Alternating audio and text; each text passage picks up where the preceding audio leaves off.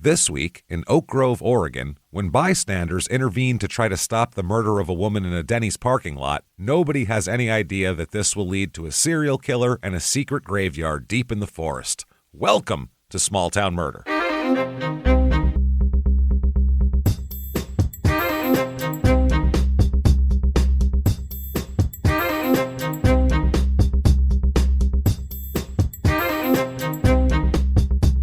Hello, everybody, and welcome back to Small Town Murder. Yay! Oh, yay indeed, Jimmy. Yay indeed. My name is James Petrogallo. I'm here with my co-host. I'm Jimmy Wissman. Thank you, folks, so much for joining us today on another absolutely insane edition of Small Town Murder. This is crazy stuff that we have here. Yeah. This is one of those where when we're all done, we go, and how many more are out there? It's a lot, and it's crazy. And, this guy was so off the chain that people thought it was the Green River Killer doing this for a long time. Wild stuff. We'll get to all that and more. First of all, shutupandgivememurder.com. Yeah. Get in there today. Get your tickets for live shows. First of all, Seattle in October and mid-October Right. at the Moore. Get your tickets for that. That's available. All the ones before that are sold out. Then get your tickets for the virtual live show. Hey, the Thursday before Thanksgiving is the virtual live show. You mean Halloween? Did I say Thanksgiving? I did. Halloween virtual You're live so show. hungry, James. Wow, I just want turkey. Before Halloween virtual Yeah. live show, and it'll be just like a regular live show, except we'll be wearing costumes, and you can be anywhere in the world that you want to watch this, and it'll be available for 2 weeks afterwards to watch it. So if you buy it, you can watch it 100 times, do whatever you want with it. Shutupandgivememurder.com. Also, get yourself some Patreon. Do yourself a favor. Anybody $5 a month or above, you're going to get so much. First of all, hundreds of back episodes you've never heard before immediately upon subscription. Then you get new ones every other week, including this week when you're going to get for Crime and Sports, which you'll have access to, of course. We're going to talk about the Kermit Washington story, which is this crazy fight that happened in the NBA in the 70s. Almost killed a guy, and just their lives were completely changed from this incident. It's a wild incident. Precipitate. Then, for Small Town Murder, we are going to talk about the history of executions in the United States. That was the one that you chose Ted Bundy over, but it was close, so we'll do that one then. It's going to be great stuff. That is patreon.com/crimeinsports. And on top of that, you also get all of our content, Crime and Sports, Your Stupid Opinions, and Small Town Murder, all the shows, all ad-free on Patreon as well. And you get a shout-out at the end of the show, too. What a We'll do that deal. for you. Another little show note, stay tuned for Friday's Express episode because we have something very, very special for you, something we've never done before. So tune in and check it out for sure. Don't miss it. It's a lot of fun. It's going to be fun. It's a really, really fun story and a really, really fun thing that happened. So check that out and hang out with us. That said, disclaimer time. This is a comedy show. We're comedians. We're going to make jokes. It happens. People are certainly going to die because it's a show called Small Town Murder. Here's the thing, though. What you do is we never make fun of the victims or the victims' families. Why is that, James? Because we're assholes. Yeah, but we're not scumbags. That's how that works there. So, I mean, there's plenty to make fun of here. We make fun of a small town because we're all from some small town that's easily made fun of. Who cares? That's just good fun. And we like to make fun of murderers because we don't really have much other recourse. It's not like we can go put them in jail or something. So we have to make fun of them, and that's what we do here. So if that sounds good to you, you're going to hear a wild story, a really crazy stuff. If you think true crime and comedy should never, ever go together, we might not be for you. That's possible. But I think maybe you should give us a chance. You don't know, Either way, no complaining later. That said, I think it's time, everybody, There to we go. sit back. What do you say? Let's all clear the lungs here. Let's all shout. Shut up and give me murder. Let's do this, everybody. Okay. All right, let's go on a trip, shall we? We are going to Oregon this week. Okay. Which we will be going there next month to go to Portland to do a show. So we can't wait for that. And Seattle's the next night. We're going to Oak Grove, Oregon, which is in northwestern Oregon. It's a Portland suburb. Here. It's about 20 minutes to Portland. So right outside Portland, about 4 hours and 15 minutes to our last Oregon episode. That was in Weimar, Oregon. That was the pig farm murders. Remember that? Right. with the heebie-jeebies. That Yeah, guy gave me the Sometimes heebie-jeebies. get 'em, yeah. I'll get the heebie-jeebies all the time. That was a crazy episode. This is in Clackamas County, area code 503 and 971. The little bit of history here. It was named at the suggestion of a guy named Edward Cornell, who was he was a member of the surveying party that was platting the town site. Okay. They were sitting in an oak grove for lunch, and he said, a fine grove of oak trees in the northwest, part of the tract. And he said, we should name this place Oak Grove.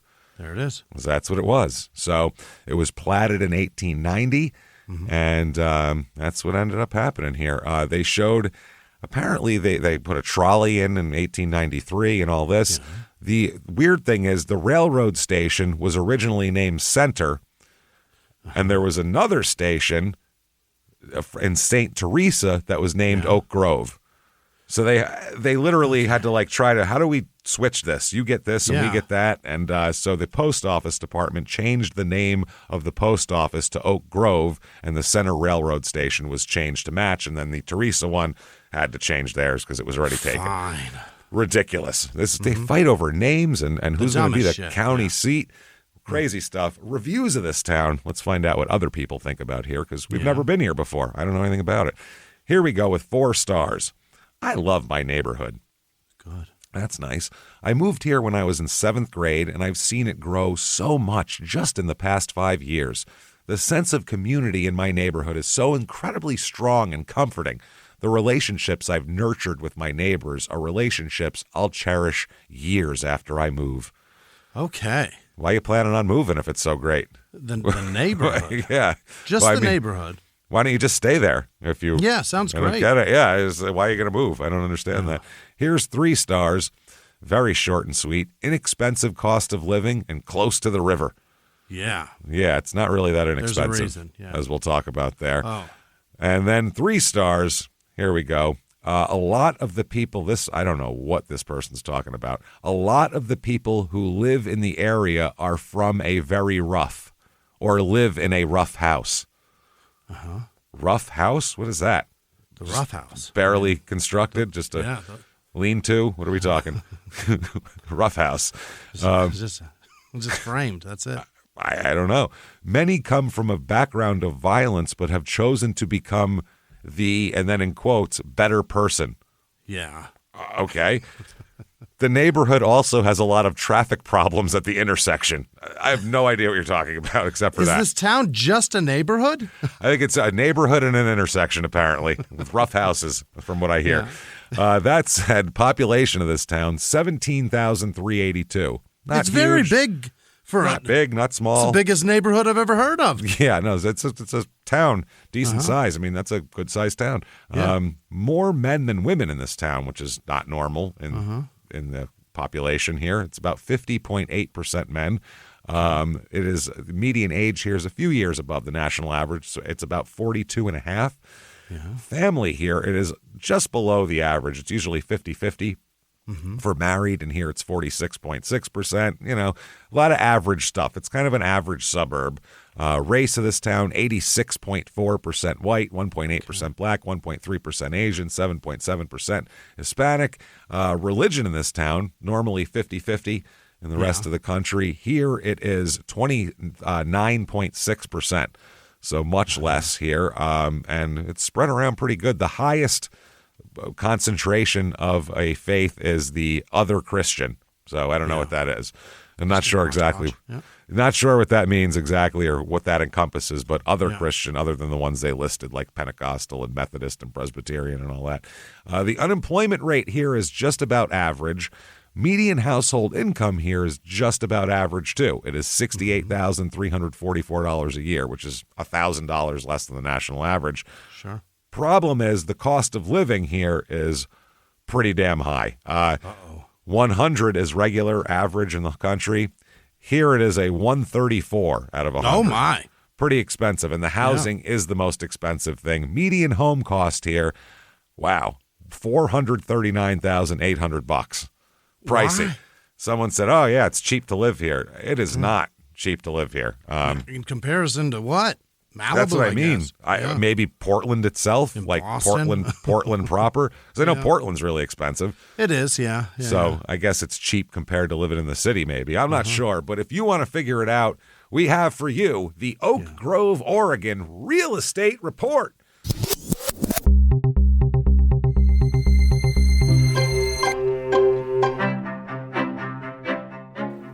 The average 2-bedroom rental here goes for $1,740, so that's pricey. Incredibly steep. And 500 about high. Yeah. 500 high, exactly.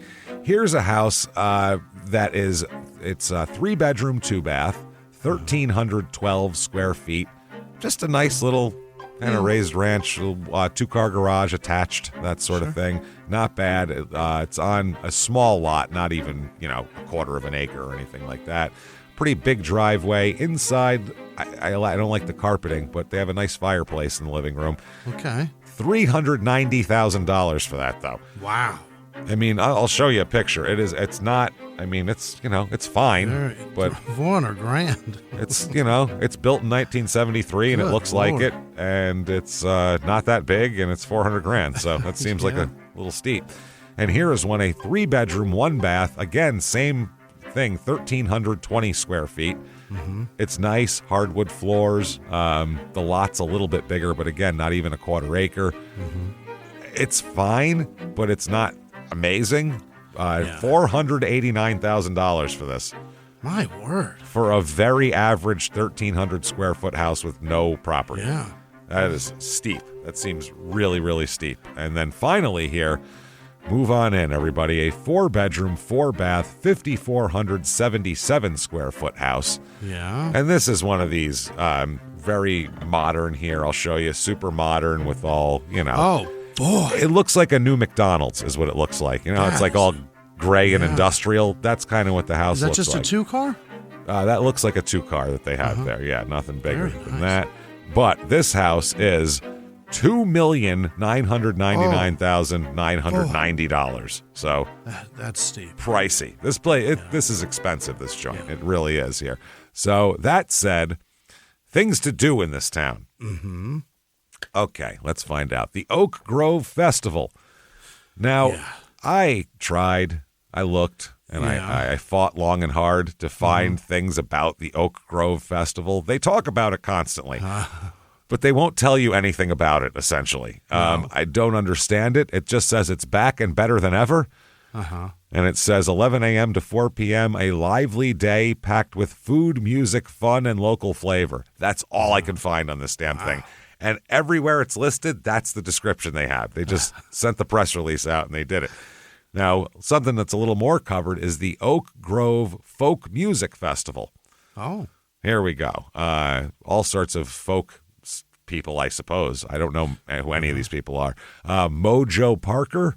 Never heard of him. Don't know Mojo. I don't know Mojo. No, I got no mojo. Patty Larkin, Barry's sister. She's got something going on. I don't know. There's also a Saturday morning jam where it says old time folk and bluegrass jam. Bring your instruments. Bring it. Just some people fiddling out on the lawn there. That's going to be, the whole town's going to fiddle it up. Bill Evans Banjo in America. Yeah. That's a band. Shelton and Williams, which sounds like a very popular 90s country act, I could see. Couple of friends. Yeah. You know Shelton and Williams, right? Yeah, they got the best. Huge, man. Then they have Mel Lee's open mic on stage. Okay, and it says that's at 4:45. Share your talent and your music with the Oak Grove audience. So it's open mic night over here. Sure is, yeah. Then at 7:30, the evening concert begins. Here we go. With the Honey Dewdrops. Oh, my God. Man, I remember when I was a kid, I just had excited.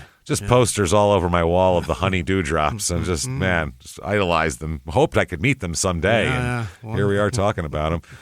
John McEwen and the Circle Band. Oh. Okay, and that bleeds right into the next morning where they have the Sunday morning song circle. Oh, boy. Bring your instrument, rise up, singing books, sing along, listen, and be inspired. Oh, I guess it's like a church sing along. Okay, it's Sunday morning. Okay. Yeah. That makes sense. And then an afternoon concert with A Different Thread. Okay. Don't know who that is. And then closing it out, Robin and Linda Williams. Now that I'd pay for. Robin Williams is back, everybody, and he's singing folk music in Oregon. Oh, God. He's not dead. He's hiding. That's what it was. He's not dead, lady. He's hiding. Let me tell you something. He's not dead. He's hiding. That's what he's doing up there. He decided that he wanted to cash. He's tired of all this fame and fortune, and he said, the Pacific Northwest is where it's at. I just want to start over and just do a little folk band with Linda, who is, I assume, his wife. I don't know. It's funny, too, because I looked up. They had the other lineups from this. Last year's lineup had Robin and Linda Williams. They're fucking stalwarts of this thing. Staple, yeah. The Robbie Fulks Trio, Fulks. That's the Robbie Fucks Trio. He fucks the whole trio. Lucy Kaplansky. That's a great stage name. And my name's Petrogallo, and I'm telling you that you need to change your name. That's terrible. Kablansky sounds worse. David Wilcox, the Furnace Mountain Band. All right. Whole mountain full of furnaces. The Flybirds, Valerie McQueen, and E. Brandon Collins. And then the year before, they had Robin and Linda Williams. They are, wow. You can't have a festival without them. This is their jam. That's it. Then there's Dar Williams. Not sure if they're related to Robin and Linda. Yeah. Scott Miller, the Red Volkart Trio. Presley Barker with Luke Barker. She's bringing Luke? Oh, I didn't realize Luke was coming. Karen Savaka and Pete Heintzman. That's a band name. Karen Savaka and Pete Heintzman. How about you two get together and come up with a name for the two of you to perform under? Like a band name. Yeah, nobody can Google that. No, it would be hilarious if the Beatles were just called John Lennon, George Harrison, Ringo Starr, Paul McCartney. That would be the band name, not the Beatles. That's the name of them. Jacob's Ferry Stragglers. Ferry, not Ferry. Alex Arbaugh and Crystal Artramont. Armentrout? What the fuck does that mean? Yeah. What are you doing? And, of course, Buddy Thomas to make it easy for us. Yeah. That said, crime rate in this town, weird crime rate. Property crime is a good amount above the national average. Really? It's about 20% high, but then violent crime, murder, rape, robbery, and, of course, assault, the Mount Rushmore of crime, is under the average by about 1/3. Why do you suppose that is? I don't know. People, teenagers, vandalism, I'm not sure, but I mean, that's strange. Usually the property and the violent crime kind of go with each other together, but some of these towns like this, you'll get that, like a college town, that happens a lot because there's a lot of kind of, guy pissing in the alley type of crimes that happen, or a broken window because two idiots got in a fight and broke a car window or something. The dumb shit. Yeah. That said, let's talk about here we go. Some murder. And we are going to come in hot here. August the 7th, 1987. Let's go back to. Here we go. There's a man named Charles Gates. Yeah. Let's talk about him. Now, Charles Gates, he'd been out late this night. It was a friend's birthday, and he was out at the friend's birthday party hanging out. Nice. Now, Charles is a disabled guy. He's confined to a wheelchair. And he had a construction accident about 5 years earlier. Oh, no. So that really sucks. Yeah. To get mangled in a way that's not even like doing something you enjoyed. You know what I mean? It's not like he was snowboarding and he fucking went headfirst into a pine tree and now he's in a wheelchair and he was like, but that was a great run though on the way down. Right. When the wind was blowing through my hair, boy, I said, if my life ends right now, I'd be fine with it. I'm all right. This guy's at work doing construction and gets hurt this bad. That's horrible. That's a shit way to go. But he's been in this wheelchair for 5 years and navigating himself through it. What he does, he'll go out at night and hang out with his friends and do stuff. And kind of every night, and this is late at night, middle of the night, he will go to Denny's, because he lives nearby, and get a hot chocolate. All right. It's become his kind of little ritual here. You know what I mean? He has a hot chocolate, then he goes home and relaxes. Fair enough. So he just got to the Denny's on this evening, and he just got himself into his chair and everything like that and was ready to wheel himself inside of the Denny's. And then he heard something. He heard a woman screaming. Oh, no. So he wheeled himself toward the direction of the screaming. which I got to say, Yeah, that's a lot of balls. What a hero. But if you're the victim of anything like And that, you see, your hero not the guy is you that want to guy? come. Yeah. Shit. If you hear squeaking as your hero comes to get you, you're like, ah, fuck. But at the same time, anybody is a great help. And you Eyes don't are know. eyes. Yeah. Maybe this guy is like the, like the world bench press champion, and he can twist somebody into a pretzel. Who knows? You don't know. Or the world record holder for the fastest police call. I'm good with that too. There's that too. Well, no, he wheels himself over there. Okay. And he sees a naked woman lying in the parking lot and blood all over the place. Oh, no. Oh, on top of this woman is a man kneeling over her. Now, Okay.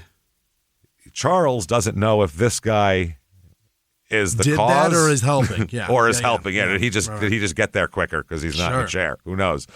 So then the guy who is kneeling over her gets up and runs away at top speed. So Charles goes, well, that's probably not the helper. somebody that's up to something. Yeah. So he's got good upper body strength because he's been in this chair for 5 years, and he saw the guy flee, sees the woman on the ground, and he wheels on over to this woman, and he said, quote, I just did what needed doing. What did he do? Went over to the woman. He reached this woman.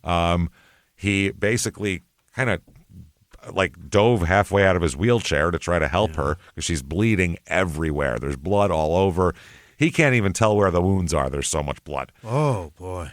He can see at one point her throat's been cut, which is obviously a bad sign. And he sees just holes everywhere, stab wounds all over her, torso, abdomen, all over the place. Now, he had been trained in first aid some years ago, and he remembered some of it. So he felt her. There was no pulse and no breathing at this point, but he had heard screaming 30 seconds earlier. So he started CPR. He started doing mouth-to-mouth, chest compressions, all of this shit. Then he called 911 as well, or he called to their people started to gather around from the Denny's, because if you're sitting inside one of those big Denny's windows and you see this going on in the parking lot, you might mosey on out and see what's happening. So he yells out, my God, he slit her throat. Someone call 911 now. They think the guy with the chair did it? No, he yells that to them. Oh, okay. Got it. He's giving her CPR afterwards from his wheelchair. Thought the people coming out of Denny's screamed it. All right, good. So at this point, there are people, a crowd gathering from Denny's. There's a couple guys named Stan Connor and Richard Bergio, and they just finished eating at Denny's, and they were walking to their cars when they heard all this going on. Yeah. And at the same time they see that happening, oh my God, he slit her throat or whatever, call 911. They see a man heading for a small pickup truck, a little dark-colored Nissan. Okay. And someone shouted, that's him. That's the son of a bitch that stabbed her. There he is, yeah. So these two guys get in their cars and try to block the exits. Oh. With their cars. They park their car sideways in front of the exit, so this guy can't get out, is how it is. But the pickup truck just drives over the sidewalk and landscaping, and, they're not really... If you just stab somebody, the rules of the road and not wanting to run over the azaleas growing out in front of the Denny's is probably not high on your mind. Probably don't care, yeah. Probably don't give a shit. So at that point, they watched the guy drive away, and Richard Bergio said, fuck it, and gunned it and started chasing the guy. All right. He chased him. They're going 100 miles an hour very quickly. Oh, boy. 100 through Milwaukee, Gladstone. Get a license plate and let it go, man. Dude, Oregon City, Canby. Oh, my God. It got to the point where he was almost out of gas, this Bergio. He's like, fuck, I was going to stop after Denny's. I wasn't prepped for a chase today. I didn't know I was going to do a 100-mile-an-hour chase. So before he pulls off the chase, he gets the license plate number of this truck. That's the answer.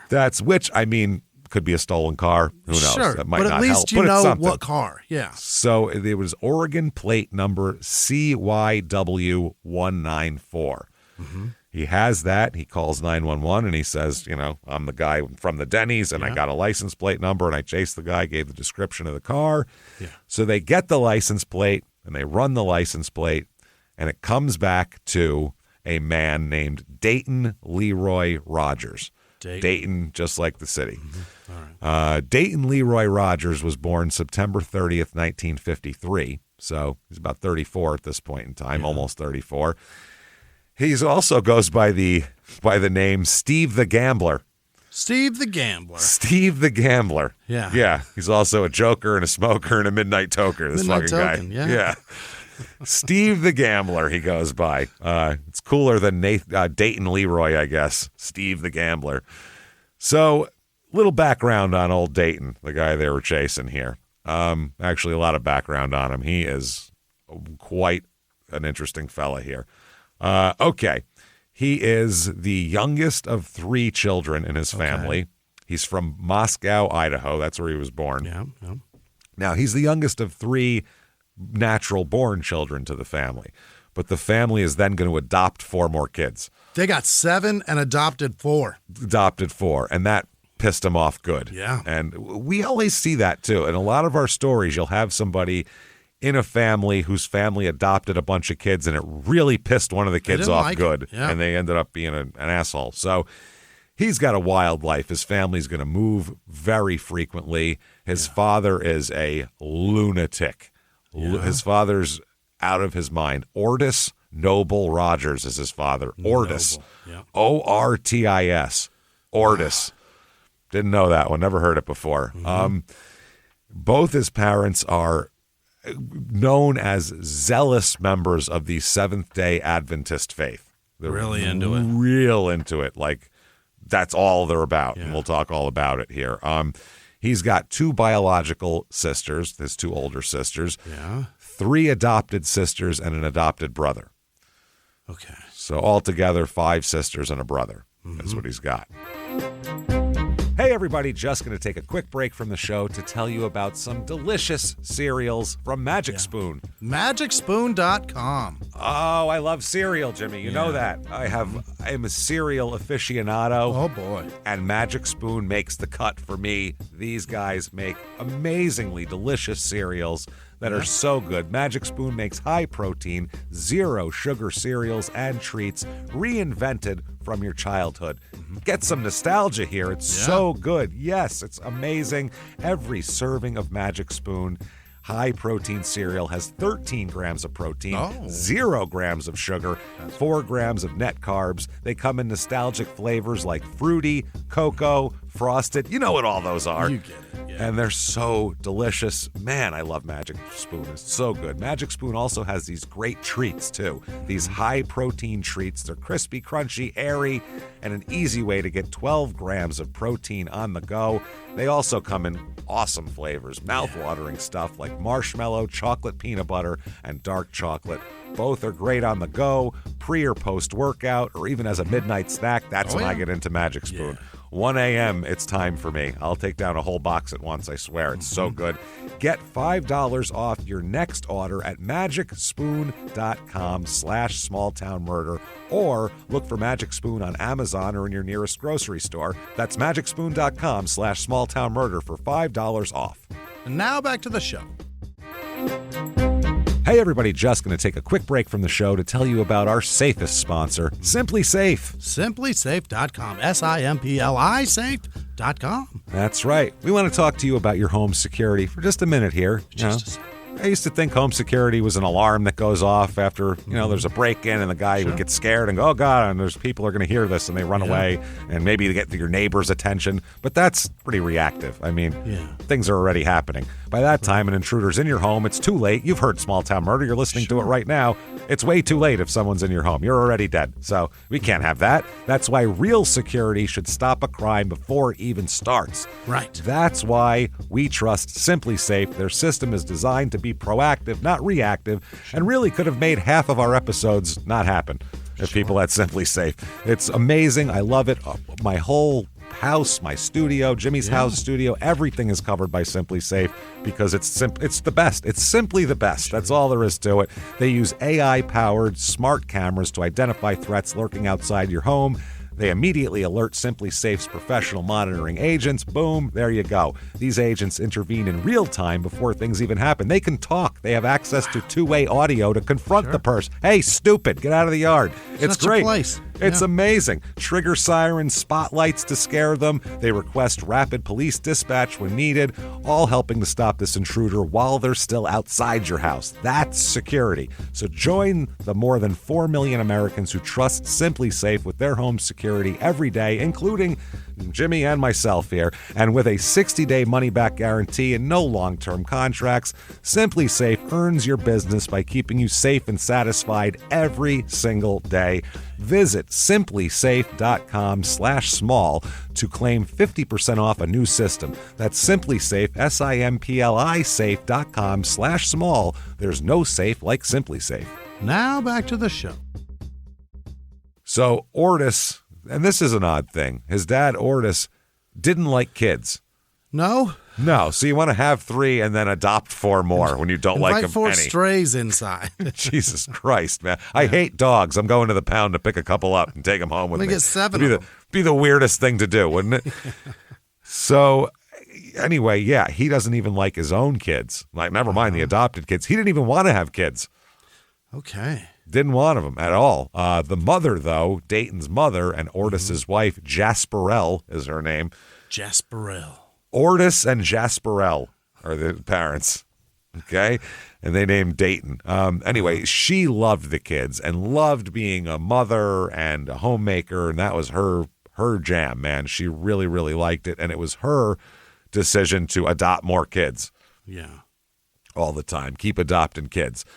Now, Ortis, his role is basically go out and work and bring money home, and, if you don't want to deal with the kids, you really don't have to. And he basically, it was a lot to try to keep a roof over their heads and food because 7 kids is a lot to support. So they move constantly. Constantly they're on the move. Multiple times a year they're moving. And not just to a different house, to a different town, different school district. Yeah. So imagine having to enroll 7 kids in school every couple months. Oh, my. That sounds like a goddamn nightmare. So, and this also makes it so the kids only know each other pretty much. They don't have outside connections because they're not there long enough to get any kind of deep connection. So it's so insular when you move around like this. You're like a band that's on the road for 80 straight days. You're just in yourself. Yeah. You don't even know anybody else. So Ortis is a big disciplinarian. Oh. Big into that. Always punishing Corporal people. punishment. Any kind of punishment. Yeah. And we're talking sometimes wasn't even they didn't even know what was happening. Just out of nowhere, he would just attack one of the children in such an intense way. I mean, he'd leave them in a puddle on the ground and bruised and beaten with blood coming out of them and shit. Out of nowhere. No one expects it. He just attacks somebody, starts savagely beating them. Never would offer an explanation or even go talk to the kid later and tell him what they did wrong in his mind. Anything. He was just, that was it. You got a beating and then he walked away. Like, what happened. You owed him $100. You should have given it to him. Like he's, a gambler. Yeah. He's a degenerate gambler they left on the floor. So he never apologized, and the children never knew whether the punishment was for what they did or if he was just a sick fuck, but that'll keep you on edge a lot. Yeah, that'll make you be expecting the next shoe to drop. That's a whole house full of on edge right there. One of Dayton's brother-in-laws, now this is a guy who married one of his sisters, and this guy will later become a minister. He said, I saw Dayton punished almost every time I was in the house. I saw him hit with a belt, slapped, and punched. Every time I visited with the family, it seemed like there was some kind of punishment. So, I mean, either Dayton is just, what could he possibly do as a child to draw that kind of ire, unless he's, going out raping people or something. I can't imagine why you would beat your child savagely like that. That just doesn't make any sense.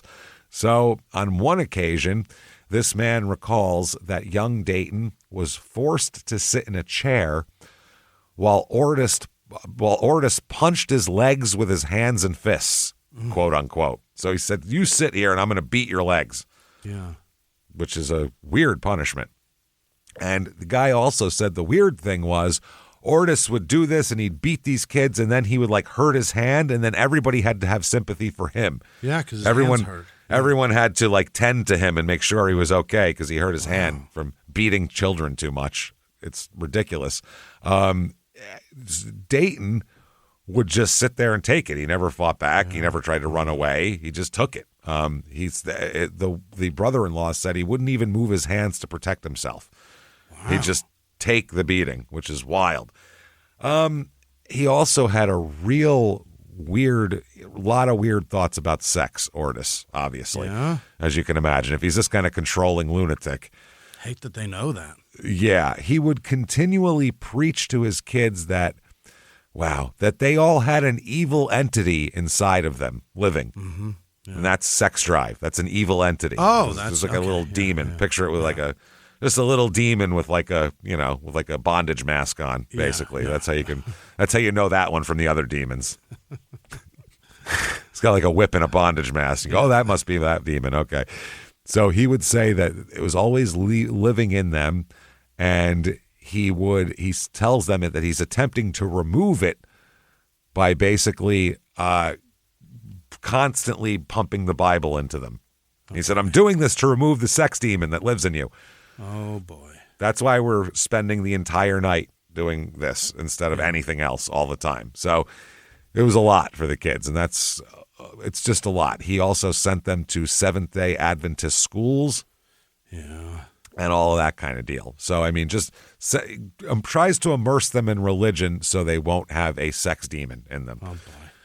He also would censor shit. Like, he makes North Korea look loose with his censorship. It's wild. Yeah. He'd have to approve everything that was watched, read, or listened to in the house. I have to approve it personally. You can't do that. Yeah. No, it's crazy.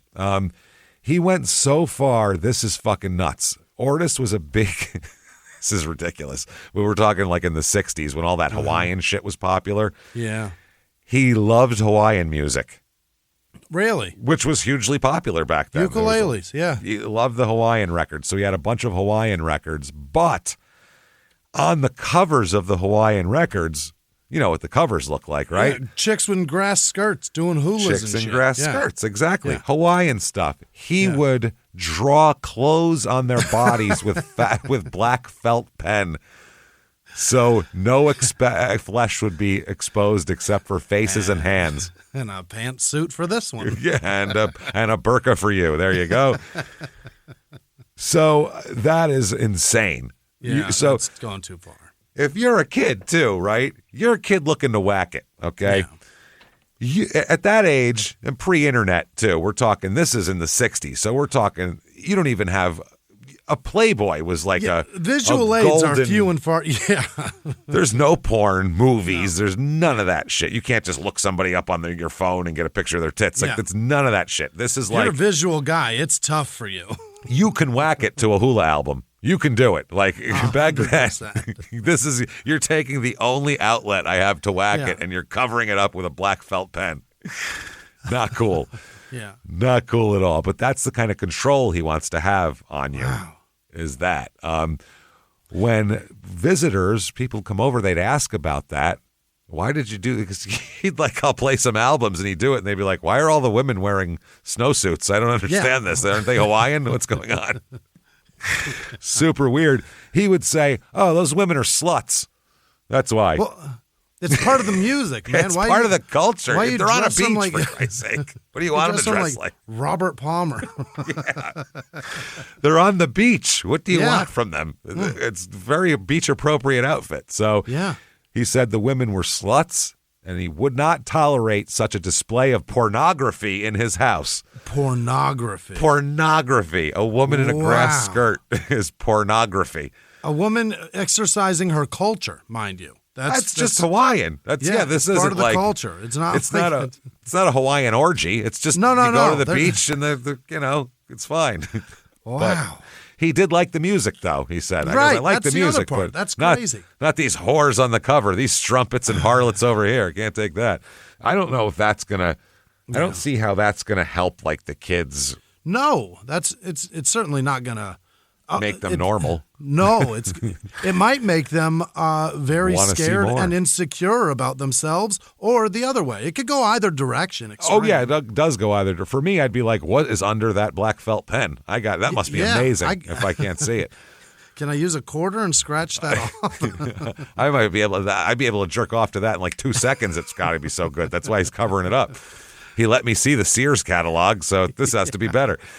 So he also taught his children that women who had sex prior to marriage, or even ones who, quote, necked with boys on dates, so necked, made out and kissed, quote, should be stoned just like the whores in the Bible. That's what he said. Oh, my God. So we'll call this extreme. This isn't, hey, you should be a little more chaste and a little more, I'd like everybody to wait till marriage. This is, I'll stone a girl to death because she made out with a kid in his fucking 62 Impala. That's insane. So a lot of chaos going on during all this. The other thing, too, his father, if you're going to have all of these concrete, just locked in thoughts and everything like that, you better be pretty stable and be like an example of something. And he's not. He's a kind of a dickhole. He's a painter, like a house painter. He's a baker. He sometimes teaches in church-run schools.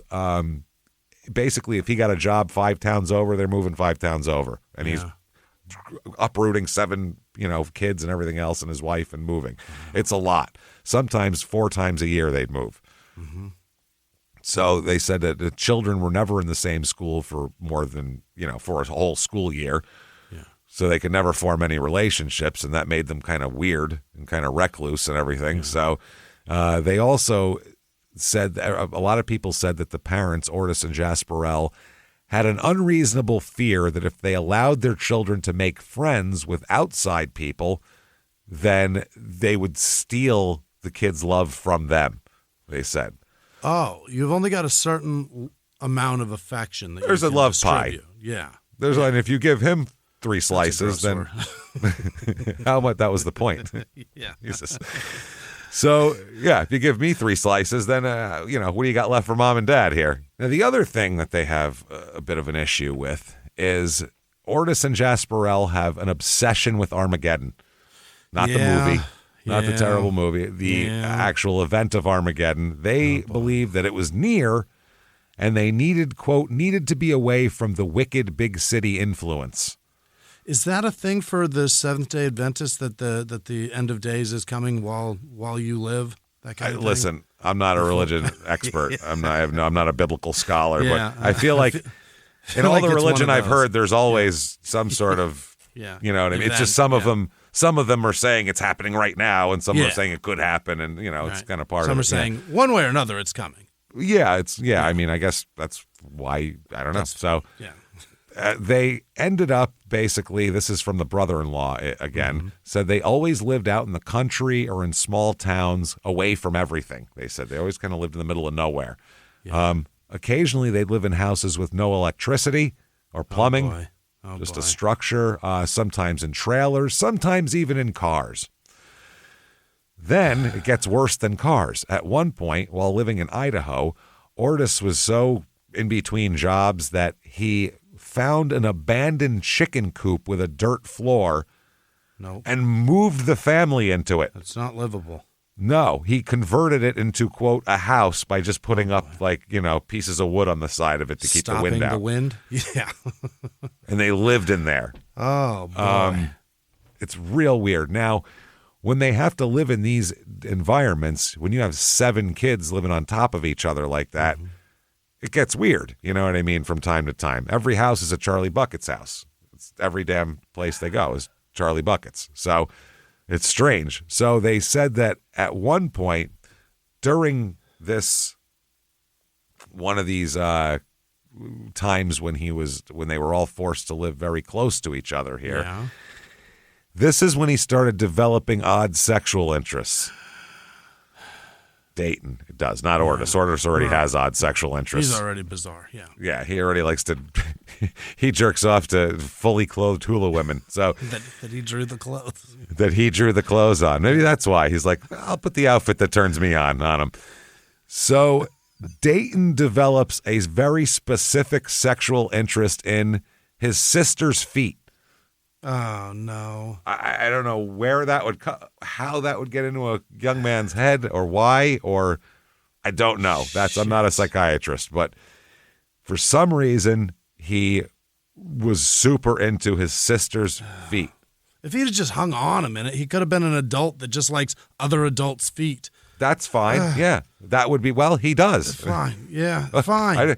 I didn't say he raped his sister. I just said he didn't like attack, start fucking her feet. He was into her feet. Yeah, the first. And the way that the way that manifested was that the sisters were always trying to find their shoes.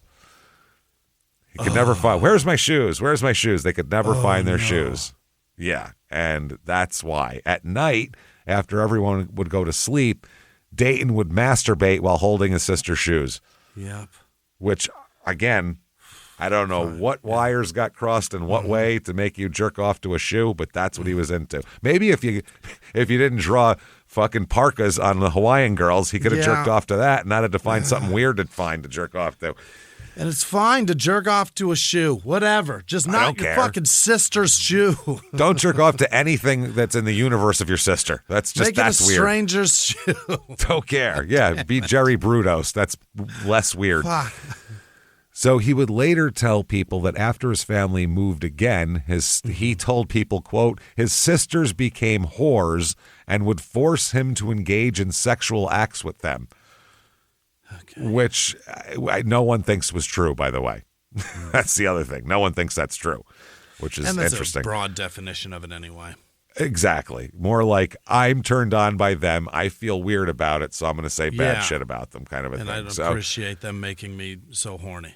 Yes, and if they could go shoe shopping a little more often, that would be helpful as well. It's boring around here. Yeah, I see the same pair of these fucking penny loafers. These kids aren't doing it for me anymore. He thought they needed to suffer like he'd suffered, he said, too, because they were terrible.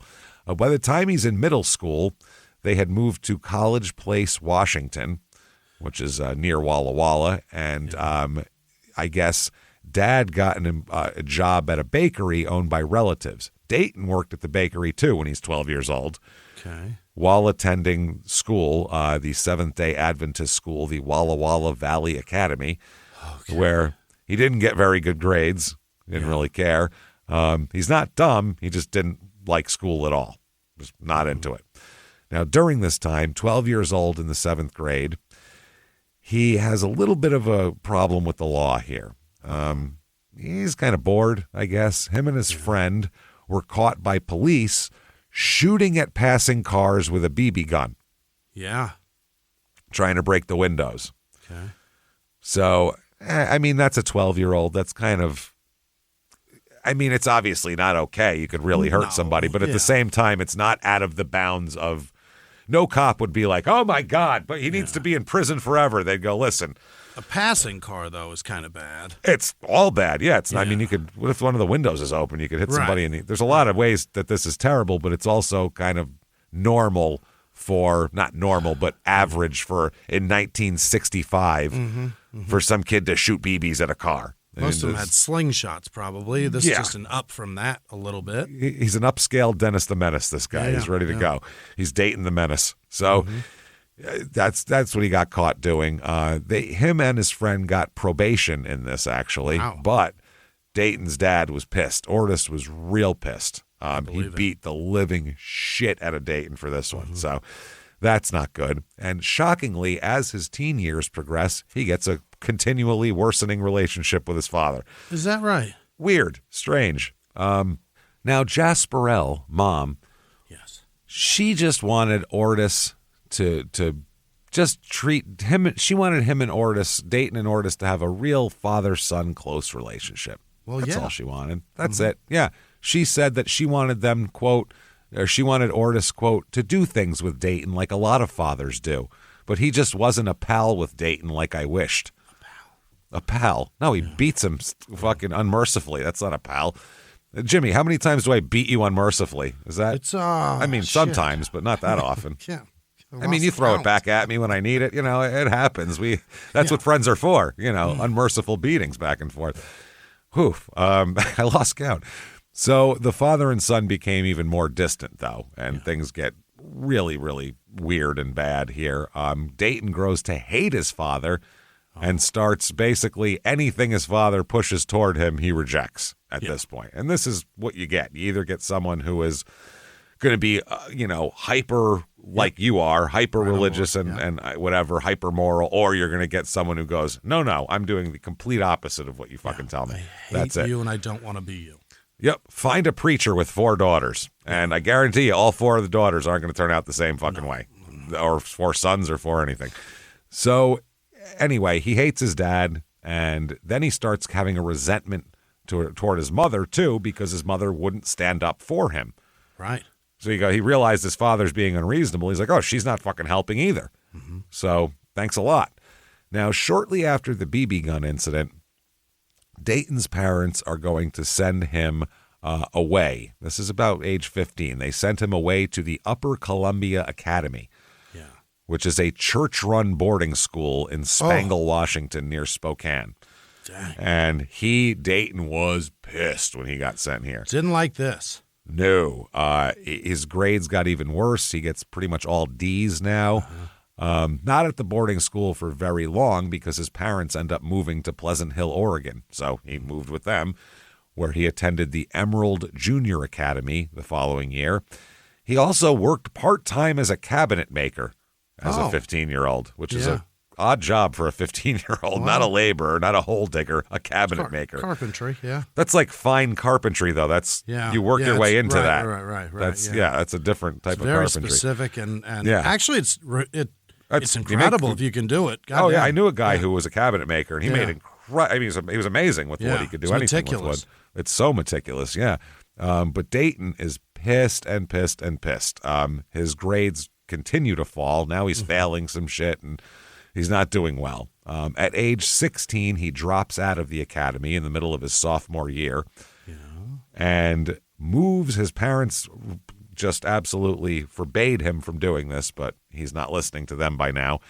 So he moves away from them to Corvallis, Oregon, where he gets a job as a house painter, earning $2.35 an hour.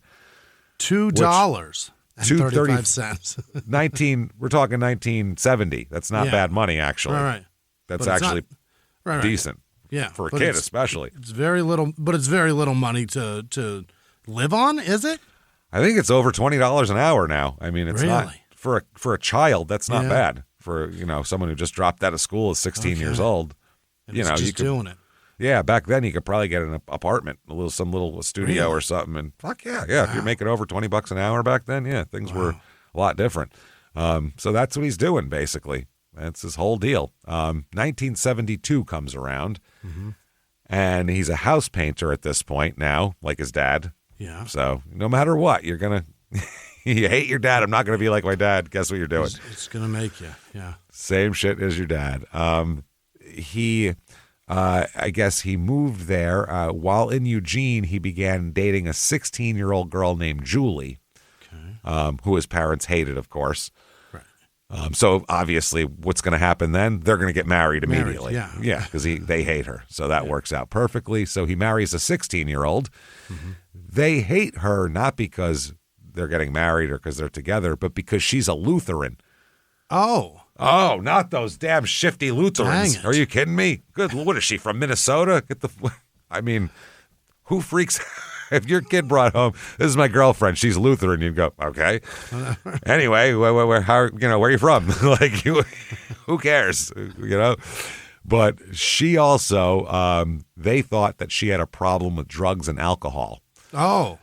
And that's true because at one point she had to be institutionalized for problems with drug and alcohol. So wow, she's got problems, this young lady here. To Dayton's family, this was it was the ultimate disgrace of the family. He's marrying some girl he shouldn't marry, and he's moving away, and he's not listening. They couldn't understand, how he could possibly marry outside the faith, and especially a Lutheran, they said. My God. Yeah. Okay. So July 72 is when he gets married to Julie. So he's married for a month, a total newlywed. All right. Yeah. So he picks up a 15-year-old hitchhiker, a young lady. And has sex with her. Willingly, I guess at that point, we'll say he raped a 15-year-old because a 15-year-old can't really consent to have sex with an adult. So there you go. He Picks up a 15-year-old, and that's what happens. Groomed a child in a moment. Very, very quickly from fucking the 7-Eleven to her house. I mean, that's very fast. That's a very fast groom. Then on August 25th, 1972, which is like a week later, they go out on their, quote, second date. The 15-year-old? The 15-year-old. He's now dating sophomores while he's married, which is excellent. Anyway, he drove this 15-year-old into the woods near Eugene, Oregon, so they could have a little sexual interlude. Sure. Yeah. And at one point, while this is going on, they're getting into it. Yeah. And at one point, he pulls out a knife and starts stabbing her in the abdomen. Oh, boy. Just starts fucking savagely attacking her abdomen, stabbing her up, saying, quote, "I just couldn't trust you anymore." Okay. Interesting response. Now, she's stabbed in the stomach. Yeah. She's bleeding, in pain, and now he feels bad. What do you do? He said, "Oh, my God, I'm sorry. I'm sorry." So he proposes to her. She's bleeding. She's bleeding out currently with multiple stab wounds. Yeah. And he said, "Will you marry me?" And he's married. Yeah, and he's also already married. Yeah, as soon as I get some, my internal fucking organs sewn back together, maybe we'll talk about it. But for now, can we go to the hospital? So she said, yeah, we'll get married. No problem. Yeah, take me to the hospital. Okay. All right. So he took her to the hospital. And when they get to the hospital, when some scumbag brings in a 15-year-old girl with tons of stab wounds on her, they tend to call the cops. Ask questions, yeah. Even in 1972, they called the cops for that. So well done. He gets arrested for stabbing her in the stomach. Okay, and she survives. She's fine. She's fine. I mean, mentally, probably not, but traumatic, but she's fine. Now, imagine being Julie. Oh, boy. You're 15 and you marry a girl. Or 16, you marry some guy who you think, I assume you think he's the end-all, be-all. Yeah. If you're marrying him at 16. You're married for a month, so you think you're a newlywed and things are great, and he's out raping and stabbing teenagers. Children, in a month. That's, wow, that's a lot. So when they arrest young Dayton, Steve the Gambler, they bring him down to the station, and I have some of the transcript of the interrogation from 1972, which is fun. Well, I mean, not fun, but it's fun to have an interrogation from that old. Yeah. So they tell him, "Come on, Dayton, we talked to the girl. Yeah. She told us that she did not stab herself," because he said she stabbed herself. She just started going nuts and stabbing herself. And they said she didn't stab herself either intentionally or accidentally. "Do you want to hear the tapes?" they say to him. "We have her recorded saying it." We got her words.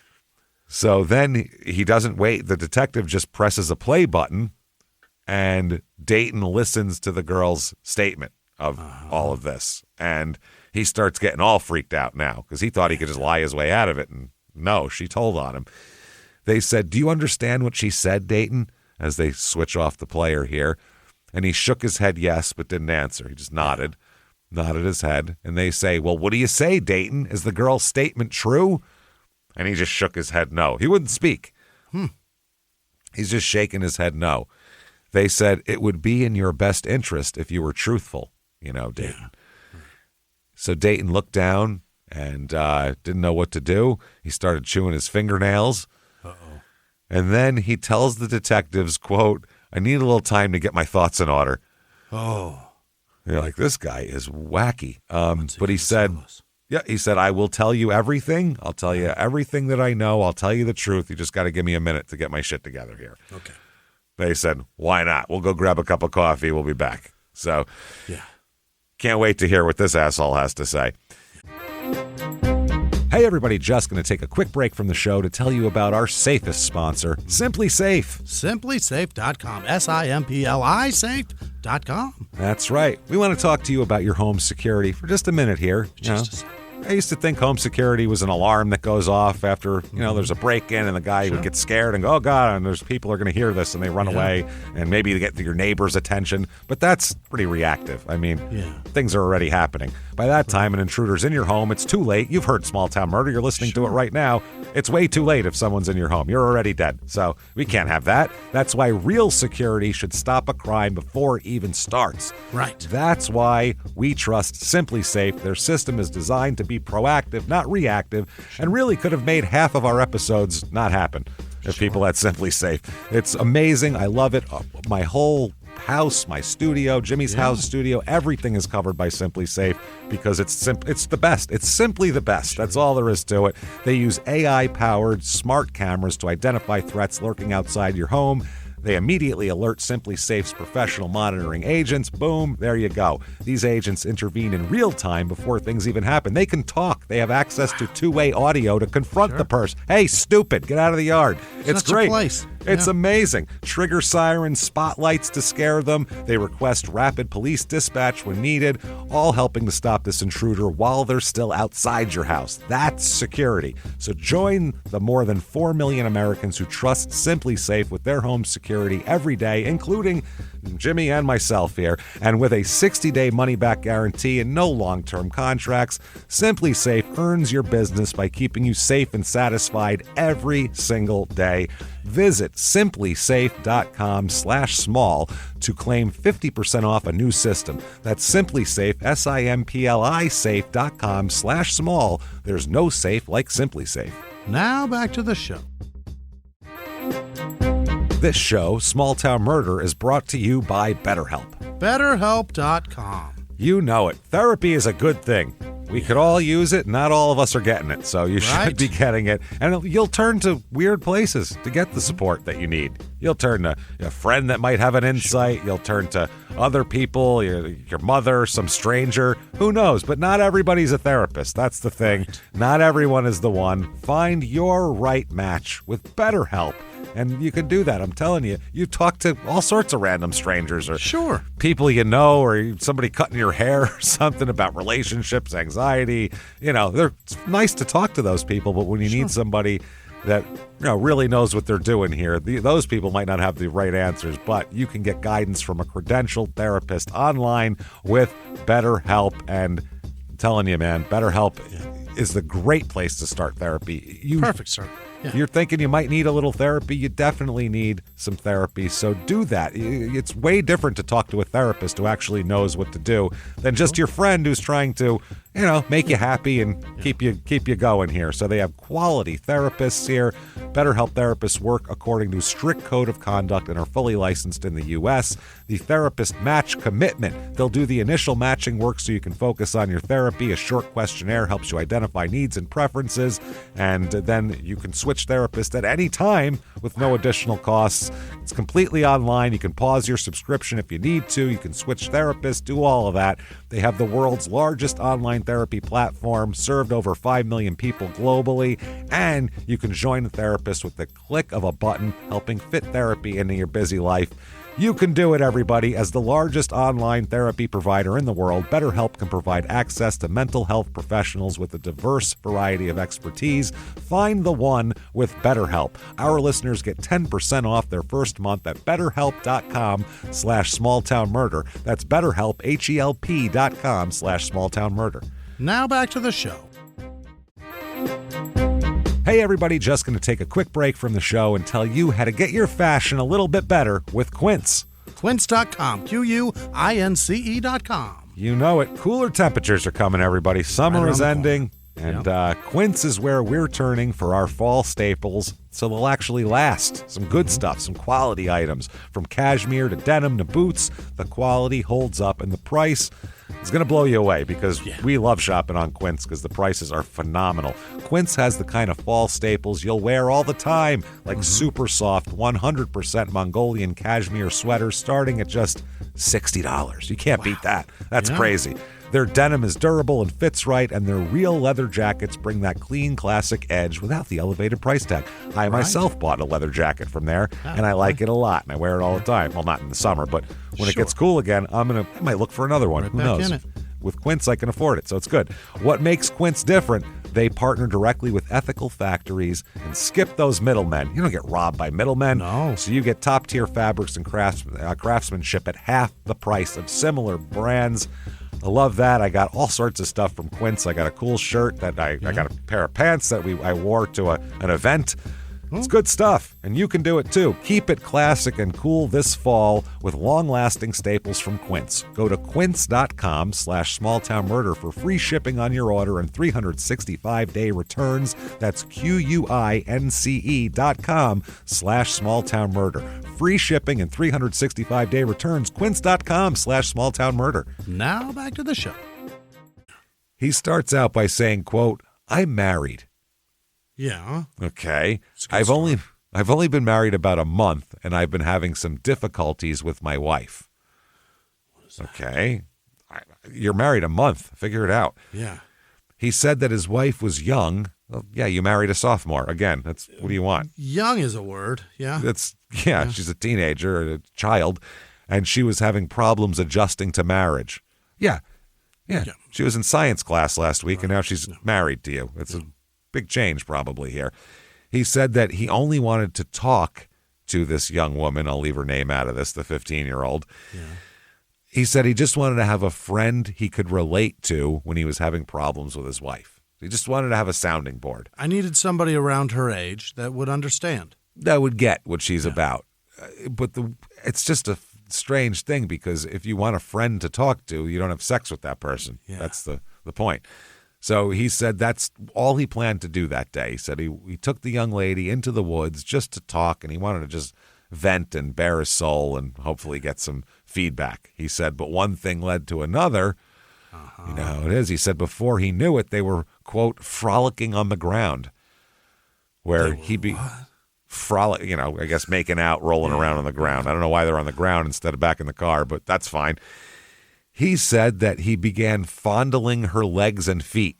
Here we go with the feet again. Yeah. This guy, fucking weirdo. So he began fondling her legs and feet. And he said that he attacked her when he leaned over to kiss her. She thought he was kissing her. And he said she didn't respond or even put her arms around me while I was kissing her. That's when it happened. Yeah. So apparently she wasn't as ravenously receptive? Into this kiss as he was, and that's it. So he said, that's when it happened. She doubled up, and I drew back, startled, then looked down and saw the knife in her stomach. What? She had both hands on it, and she was pulling it out. I stood up in complete confusion and shock and said, "Oh, my God, what did I do now?" Or what do I do now? Not what did I do. What do I do now? I must have been taken over by the devil or else I wouldn't have done it, he says. Okay. So his claim is, got horny, devil took over. Made out with her, stabbed her once, walked away. That's his answer? She's stabbed up a lot, though, right? Yeah, it must have been the devil. Yeah. So that's all. I blacked out. He said his mind went blank just prior to when it happened, so he doesn't know what happened. That had to be the devil. He said, That's all I can think. The detective said, "Did you fuck the girl, Dayton?" Which is a great. He tells his big horse shit thing. Yeah. "Did you fuck the girl, Dayton? Come on now." He says, No, we just kissed. They said, "What happened to her bra then?" Oh. Yeah, where's your bra? Where's Dayton? that? What's up with that shit? Yeah. He said she just got hot and wanted to take it off. Yeah. Wow. He said he helped her take it off, but he insisted that he did not engage in sexual intercourse with her. Absolutely not. He said following the stabbing, he was so, in a tizzy, he just grabbed the bra and threw it into some bushes along with the knife and the knife sheath. Just threw it into the bushes. Doesn't know what he did, but he knows it's wrong. So, wow, those are expensive. You can't just be throwing those willy-nilly. No. I don't think they had expensive bras in 1972. No, you're probably right. They're probably just every one of them sucked. Every one of them, none of them had some model they paid $40 million to put it on, so they have to now charge you $130 for a fucking bra, make your fucking boobs stand up straighter or whatever. So that's what he said. He said it was in a rural location just off the Lorraine Highway in the vicinity of the Isaac Walton League firing range. Okay. So he said, "I'll take you there if you want." Yeah, let's go. And they said, "Love to, Dayton. Yeah. Let's go on a trip, shall we? Let's do this. Let's go." So it was shortly before 2 p.m. when Dayton and the policeman arrived at the location near Macbeth Road. Upon entering a field, There's a lot of heavy forest in the background and all that kind of thing. Dayton pointed out, there's where I stabbed her, right there. Okay. He then pointed to the east over past a fence that separated the field from the firing range and said he'd thrown the brassiere in that direction. Mm-hmm. So the detective eventually found the bra and found the knife sheath a few steps to the northeast. He then said, keep going a little farther north, and that's where you'll find the knife. And it was in some bushes lying beneath the bottom of a barbed wire fence. All right. So, yeah, that's interesting, too, because it makes perfect sense if you're throwing things. A bra won't go very far. Yeah. Not a good throwing item. A knife sheath will go farther than a bra, but then a knife will fucking cruise. You could throw that thing. So throw that handful of 3 and see which one goes further. Yeah, well, that's exactly how they're going to land. So now on the way downtown, back down after getting all this shit, Detective Miller is talking to Dayton in the car, and Dayton says, okay, fine, I had sex with her. Uh-huh, yeah. You were right, I did.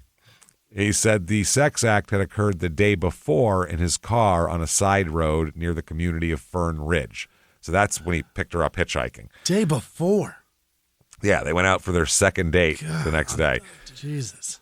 He said they would also have sex. They would also have had sex the day of the stabbing if he hadn't attacked her for her apparent lack of interest. He said that the sexual incidents between them had been mutually agreed upon by both of them. And either way, he is held on a charge of first-degree assault and released on bail. Okay. So from this, they're going to make him undergo a psych evaluation.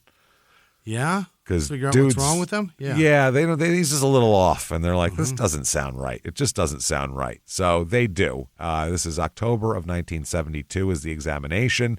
It was performed by a psychiatrist from Eugene, Oregon. Yeah. They said he was neatly groomed and, looked nice. He didn't show up with, leaves in his hair, ranting and raving or anything like that.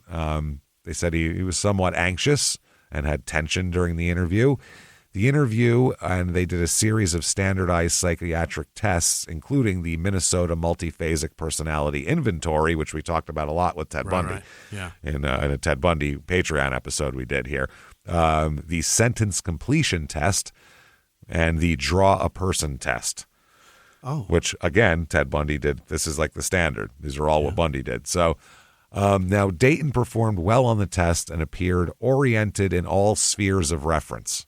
So he's not a dummy. He doesn't have some organic brain problem that's not connecting, synapses or something here.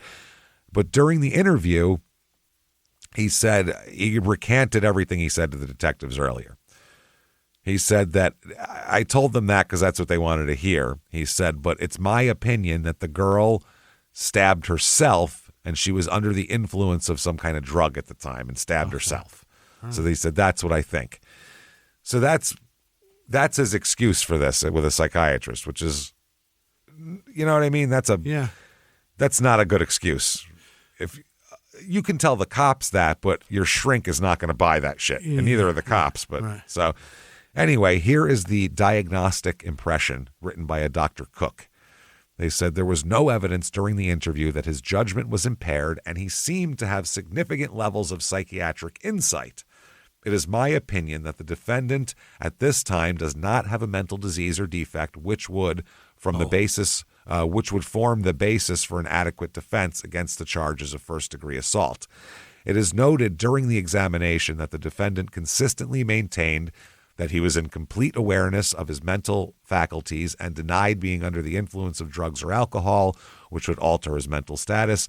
Diagnostically, I feel the defendant falls into the classification of depressive neuroses, probably superimposed on a long-standing schizoid personality disorder. Really? There's no suggestion at the present time, nor at the time of the alleged crime, that either of these emotional disorders would render the defendant incapable of distinguishing between right and wrong or being aware of the criminality of an assaultive act. So he's all fucked up, but not fucked up enough to not know the law. Yeah, that's crazy. He has a disease that's going to cause him to do violent things. He also knows that it's wrong. Yeah, and that's the standard for law. That's a dangerous one. They don't care how crazy you are under the law. They just care if you knew that what you were doing was wrong, and then you're guilty. It doesn't matter. He's got a propensity for violence, and he knows it's bad. And he knows it's bad, and he still does it. So, Now, he is facing jail time, like a good amount of jail time, so he plea bargains the charge from a second-degree assault all the way down to coercion. This is a bargain to charge down to a second-degree assault. Coercion is something later. I'm sorry. So, he's going to end up with that. He pleads guilty, and as a result, he receives no prison time and is placed on 4 years of probation. That's what he gets. Yeah. So second-degree assault. Now, less than 6 months later, Jesus Christ, this is crazy. Less than 6 months later, the police are aware of him again because according to reports, Dayton and his wife, Julie, his 16-year-old wife, child bride, had taken in 2 teenage girls listed as runaways and let them live at the house. Oh, no. Runaway high school students. Yeah. So also at this point, he's a mess. He starts drinking heavily. Yeah. Real heavily. When he would get shit-faced, he'd start making out with the girls and requesting sexual favors from them, the teenagers they took in. At one point, his relationship, he's just having an affair with both of them, I guess you could call it. At one point, one of the girls starts trying to get him to leave his wife and be with them. With them? With them. Who's not taking that deal? Crazy. Well, nobody's an adult here. What am I talking about to say? They're not even adults. Neither's his wife. So what's the difference? He doesn't care. He looks at a high school yearbook like a dating site. This is insane. Yeah, like it's Tinder. That's a 2-for-1 deal right there. That's crazy. That's fucking nuts. So Dayton's wife, Julie, eventually leaves him because of this. Yeah. She leaves because he's banging around with 2 other girls in the house. Right. So she ends up moving in with 2 men that she knows. Julie. So you can imagine Dayton's thrilled about that. Yeah. So Dayton found out where she was staying and demanded that she come home. Yeah. Okay. Now she gets home. The 2 young wards here didn't realize she was coming home, and they're mad she's back. Yeah. So Dayton's mad that they're mad that she's back, and Julie's mad that they didn't. It's a mess at this point. So everybody's mad that everybody's here. A violent brawl erupts among the whole group here. A violent brawl. Dayton tells his wife and both of the men, by the way, that she was living with, that he would kill all 3 of them if he ever saw them again. And Julie eventually returns home. Okay. So she's going to live in this weird quadruple that's going on here. Wow. So now at age 20, August 1st, 1973, he's, like I said, he's got these teenage girls living in the house. This night, during this evening, Julie is out somewhere.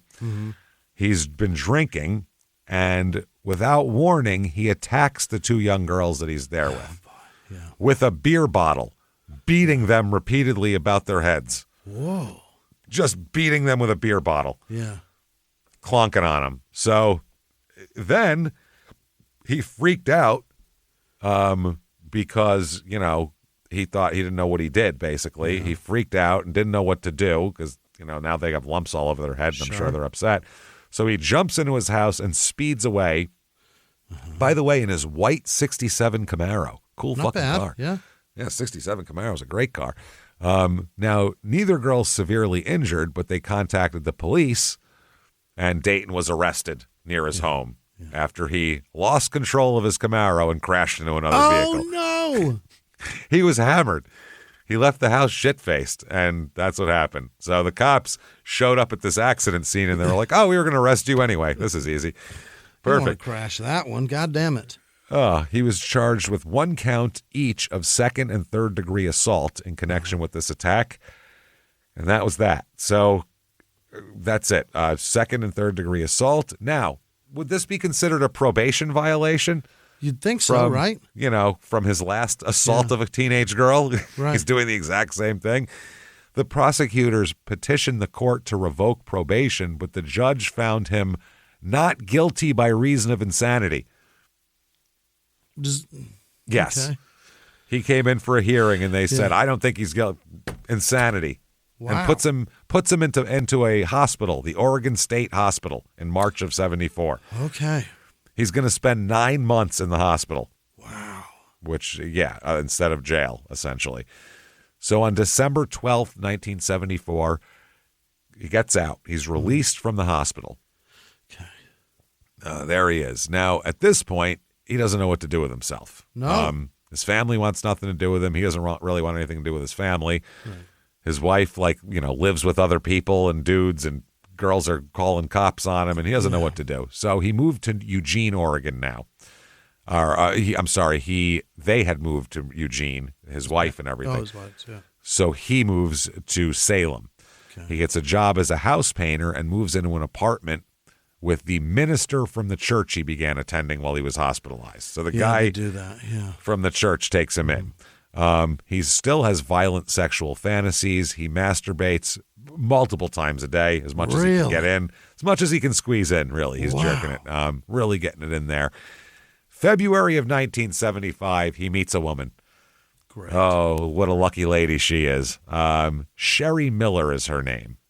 And she's known as very attractive physically and very naive and innocent as well. Yeah.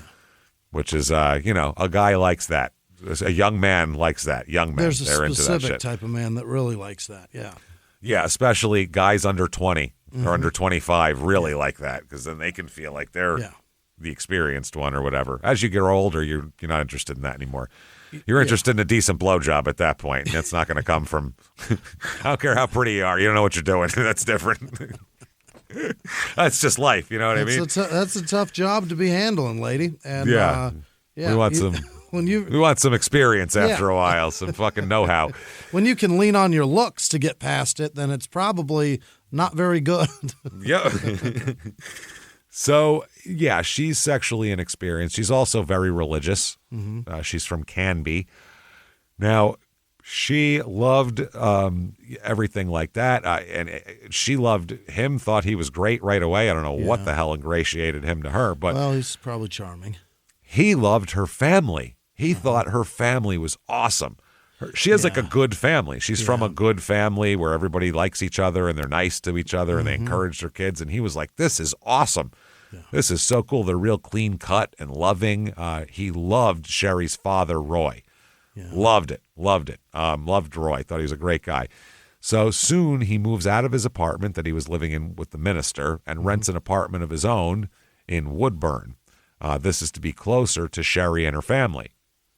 Yeah. Now, he's happy and he really likes Sherry and he really likes her family, but he's also really into some sexual shit that he can't really talk to her about or get into. So he would basically he would hang out with Sherry, hang out with her family, and then he'd go out at night and hook up with other women, basically. Go to bars and find somebody or find someone on the street if he had to. He's gonna get some that night though. That's what's gonna happen. Mousy gonna get some dick tonight, as the Wild and Wonderful Whites told us. So he and Sherry are married on October 25th, 1975. So very quickly. Yeah. They get married. Sherry and her family hope that this is going to be great for everybody, but they had no idea who Dayton really is and what he's all about, what he's into. Yeah. Is he divorced now? I assume so. He's marrying Sherry, so he's got to have gotten divorced. Now, newlywed life for him. The courtship. Yeah. The courtship. He's got a young bride. She's pretty. She's vivacious and got the family that he likes. Everything should be going well for him. Problem is, things started to kind of deteriorate for him. He had problems at the painting company where he works. There was a union issue and there was a big strike and there was all this shit. So he was unemployed and dependent on Sherry and her family. He wasn't sexually satisfied with his wife at all and started getting even more into sex with people that he knew from bars and stuff like that. And, he was having sex all the time. He literally. Why is he so goddamn horned up? 5 different chicks, because his dad never let him see the goddamn Hula album. Just let the kid jerk off to some broad in a grass skirt, and none of this would have happened. He won't need to do it every day, 7 times a day for the rest of his life. That's it. That's all it is. I'm convinced of that. I'm not a psychiatrist, but that seems probably what it is. So he's still not satisfied with anything. Yeah. So he starts to get depressed and begins drinking very heavily and smoking some weed and using some amphetamines from time to time. Yeah, Let's mix meth into this as well. Why not? And he started getting severe headaches as well. Oh. This is the time for years. Yeah. Severe headaches he starts to get, which, I mean, maybe it's all the booze and speed. Yeah. That would give me a headache, but who knows? So anyway, he keeps getting more depressed, more agitated with the more sex and drugs and alcohol that he ingests, basically. So he's at home, he's more depressive, he's kind of more alienated from his family and friends and everything like that. And he just basically is a jackass after this. Now, December 4th, 1975. Okay. Sherry's questioning him, going, where the hell are you? Where are you at night? Yes. Seriously. Yeah, where the fuck do you go? Mm-hmm. He exploded. How dare you? How dare you ask me where I am? Question me? How dare you? They have a huge fight, and he storms out of the house. Okay. He thought in his mind, I'm going to drive to Eugene and not tell Sherry. All right. That's it. I'm not going to tell her. So he just takes off and he's not going to talk to her. What he ends up doing is finding an 18-year-old girl. Oh, my God. And this is February 24th, or that's December 4th. Oh, I'm sorry. December 4th, he finds an 18-year-old girl and rapes her. Okay. After a fight with his wife. Oh, boy. She turns him in. Yeah. And he's indicted on first-degree rape charges. Oh, great. Great. He's allowed to remain free pending a trial in May. We shouldn't do that, right? Well, not for this guy. He's got no bearings. It's not like, well, he has to be to work on Monday and he'll be there all the time and his probation officer could check on him. You're just putting this guy in the wind. He's got nowhere to be. Nope. So February 24th, 1976, while out on bond, awaiting trial for first-degree rape. Okay. He finds 2 high school girls. Yeah. And he holds them both at knife point and rapes one of them while the other is forced to watch and held at knife point. Oh, boy. That's nice. Disgusting. And then he apologized afterwards. Well, at I'm least so sorry. Yeah. One of the young ladies said, quote, he apologized as if it was all some kind of game. Like, oh, yeah, I'm sorry, my bad. So what he does is he's then driving them in the car. They're trapped with him in the car, but it's raining out, and he gets stuck in the mud. So he had them tied up with ropes. In the car? What do you think? Yeah. In the car. What do you think he was going to do with them? This is after he raped them. Yeah. He figured out you can't let them go after you rape them because they'll tell on you and then you go to jail. So he has to untie them because he can't push the car out by himself. He needs them to help push the car out. Gonna need a little help here, victims. I mean, ladies. So they get out and they're like, so we're going to the back bumper. Okay, so you get in the middle. Bye. And they just fucking ran away as fast as they could out into the rain while he's standing there like an asshole in his car. Can't even push my car out. No, I can't chase them because then they're going to find my car and then I'm going to be, fuck. Shit. So he gets arrested, obviously. They call the cops. Yeah. And he pleads not guilty to these charges because of mental disease, is what he says. Well, this is a problem. Yes. May of 1976, this is court for the December rape. He's found not guilty. Whoa. This is the mid-70s where, they'd get a girl on the stand and be like, how many guys have you slept with? What were you wearing? That kind of shit. So he's acquitted. June of 1976, finally his probation's revoked. Oh, good. Finally. Yeah. Holy shit. I mean, what does it take? How many teenagers have to run screaming from your car before they revoke your probation? So in August of 76, he's in court for the February attack on the 2 young girls there. Yeah. He is acquitted of rape. Again. God damn it. There's 2 witnesses. 2. What the fuck? But he's convicted on 2 counts of coercion. Yeah, what is that? which essentially means he making somebody do something they didn't want to do. He convinced underage girls to fuck him, is what that means, which is way different than rape. Yeah. And wow, I mean, in the court back then, in the law, the prosecutor referred to Dayton as, quote, a murder case looking for a place to happen. Please put this guy away. And they went, he's okay. He's good. He is sentenced to, you, sir, may fuck off 5 years in prison. They give him for this. That's terrific. We'll keep an eye on him for 2.5 years. That's about right. Well, that's August of 76. March of 78, he's paroled. 1.5 years. That's, not even 2 years. Yeah, he's paroled. Wow. But he almost immediately violates his parole and is returned to prison after that. That's good. He is held until January of 1982 when he has a parole hearing. That's his first hearing. Okay. During this, and this is one of those where the parole, basically his sentence will be up next year. Mm-hmm. So a lot of times they will parole somebody, even if they're not a good candidate for it, in case they fuck up, they can then put them back in prison for violating and then extend their sentence and all that kind of shit. You can tell that's what they're doing because he doesn't do a very good job in this parole interview. No. This is during the parole interview. One of the parole people asks him, if you could do things differently, what would you change? What would you do? Look. What's the answer to that question if you're trying to get out of prison, Jimmy? I would have never done that in the first place. Nope. I would have gotten help for my problems. I wouldn't have involved others. I wouldn't have hurt anybody. His answer is, quote, next time I won't leave a witness. Next time. Next time I won't leave a witness. So I'm going to do it again, and I'll make sure they're dead.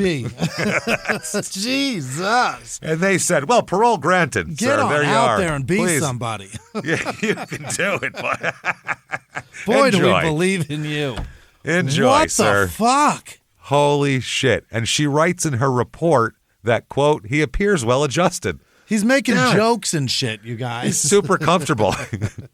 Holy shit, that's crazy. He had us in stitches. A little dark on the humor, but very funny. I mean, I kind of like that, though. I'm into that. You know what I mean? I like Carlin's darker stuff, saying back then. It's fine. I like when Pryor talks about setting himself on fire. That's the good stuff. You know what I'm saying? The guy told the parole board, next time I won't leave a witness. Real Jeselnik material. Yeah, he's real edgy. That's what it is. People don't get his edge sometimes. See, that's the problem. They just don't get his edge. Unbelievable. So, he's paroled, and a year later, his parole supervision is terminated. His sentence is up. So that's that. Okay. Yeah. He's a free man. Yeah. He somehow figures out, he never had any experience that I found of working with engines of any kind. No? He's been painting. He's been doing stuff like that. He's a mechanic now. He's a mechanic. I guess maybe in prison he might have learned the trade, honestly. Yeah. I mean, that's possible. He's a small engine mechanic. Okay, that's lawnmowers. Yeah, not and shit. a car. Yeah. Basically, he's Sling Blade now. Yeah, remember that Sling Blade got out? Where did he go? Right, it's very to repair easy. lawnmowers and fucking sleep in a goddamn He talks like this, and he can Yeah. repair a lawnmower just good as anybody. Yeah. So, Single piston, you spray some carb cleaner in it, it's ready to go. It's all good now. There it That's is. right. Going over to Bill Cox's outfit. That's right. Fuck, I love that movie. That's a goddamn great movie. So he's a small engine mechanic now, and he opens up a repair shop in Woodburn, Oregon in the 80s. So now he's a business owner. Yeah. And he appears by all outside standards, he appears to be keeping it all together. He's got it between the lines. He's not a raging alcoholic. Yeah. He's not raping anyone. He's not beating his wife. He's not. He's opening a business. He's operating it. He's paying taxes. He's like doing all the things you're supposed to do when you get paroled. He's doing everything. Rig rolling down the road. Oh, yeah. By 86, 87, he's still married to Sherry, by the way. He's been married for 12 years now. That's very stable. I mean, he did spend half of that time in prison, but still, it's stable. Yeah. For our show, it's stable. Yeah. But then he and Sherry have a son in early 1986. God damn it. That's scary that they have a son. That's one of those, when this guy has a kid, you go, let's just hope it's a daughter and it turns out to be a stripper or something, not a murderer. Let's hope she dances and not kills, because there's a boy, I'm worried he's going to kill 30 people. At least he's not going to rape this child, right? Let's hope not. Yeah. So he's married to Sherry. They're very religious. They go to church. He is like a mainstay in the community. You got if your weed whacker's broken, he'll fix it. You can talk to him about it at church on Sunday, because he'll sure be there. There you go. They have a son. They live in a nice house in Canby, like a little nice, not a big house, but a modest house. His business is pretty successful, doing well. He fixes lawnmowers and chainsaws and shit. He even had to hire help because his business was so good he couldn't handle it all on his own. Wow, he's doing great. He is described by neighbors as reliable and polite. What happened? He was rehabilitated. That's what it looks like. Yeah. One person called him, quote, the kind of guy you'd trust with your equipment, meaning drop off your chainsaw to him. You trust him with it. The weird thing is, the only crack in this armor is he works late an awful lot. All right. Well, yeah, he had to hire extra people. He's got to be out there late at night. You own your own business. Yeah. You got to put whatever hours in you need. Yeah. There's a lot of John Deere's waiting on work. Yeah. I work a lot more than I'd like to right now, because this is our business. You know what I mean? You got to do what you got to do. So he works late, and also he's she'll even notice that he puts a lot of miles on his truck. Yeah. Like, you're just going to the repair shop down the street and back. What happens? Yeah. So what is up with that? And he said, I'm working late. That's why. Yeah. Just working late. And she believed him. Mm-hmm. Then she heard rumors from her friends that, that he's in bars at night. Oh, I saw your husband out at the bar. Yeah. Oh, really? Thursday? I thought he was working late on Thursday. Okay. Yeah. So Sherry's getting all of that. But she said, maybe he needs to blow off steam. He's a guy, I don't know how they think, and he works all day, and maybe he has stress, and he blows off, has a couple of drinks before he comes home. Maybe that's why he's so nice, because he's an interesting unwound. Life, yeah, to be working really hard and then go sit on the end of a bar stool for 34 hours and suck back. There are so many guys that do that. Yeah. That is a life. I mean, Jesus. Yeah. Like, I know construction guys that's what they do. That's every day. They're telling the same stories for 20 years. Same shit over and over again. You can go to the restaurant by my house that we go to. Yeah. The bar in there, packed every goddamn night. Yeah. Tons of those guys that are just putting them back, man. And just then getting drunk. Home. And then weaving their way home at fucking 1 o'clock in the morning or midnight or whatever the fuck. It's a crazy, wild style life that I can't get into that shit. I can't wrap my head around the idea of the danger involved in getting home. It's insane. Yeah. So summer of 1987, his headaches are starting to get really bad now. Oh, no. His head is just, he can't take it anymore. Yeah. Pounding. It's all Pounding. inside. Yeah. So he called it blinding pain. Oh. Migraine pain. Actual migraines, yeah. Horrifying. He did say that he found some things that will help it go away. And that is going out at night and having sex with strange women. That makes his head feel better. Strange pussy sometimes does. It can cure anything. It just sets you right. Apparently for this guy, yeah. Crazy. It's a cure. Yeah. So by 8:30 p.m., he'd have dinner with the family. And then by 9, he was going back to the shop to work more. Really? Yep. By midnight, he's changing into different clothes that he kept in a special closet at his shop. Yeah. He'd change into his going out clothes. Yeah. And by 12:30 a.m., he'd be heading off to Portland. Wow. To party. That's how it went. To party, and he'd be out all night half the time. All night? He'd be like, man, you have no idea how broken these people's lawnmowers are. They are just, there is not a blade of grass that can be cut in this county unless I get my shit together, boy. It's bad. How many bars stay open that late in Portland? I guess enough for him. Well, he'd go to bars, but then there was also another scene he was looking for, and that was the ladies after the bars. The red light district. The ones he could pay for, exactly. Yeah. So this is what Steve the Gambler is into. That's what he tells all these ladies his name is, by the way. Steve the Gambler. He's from Nevada.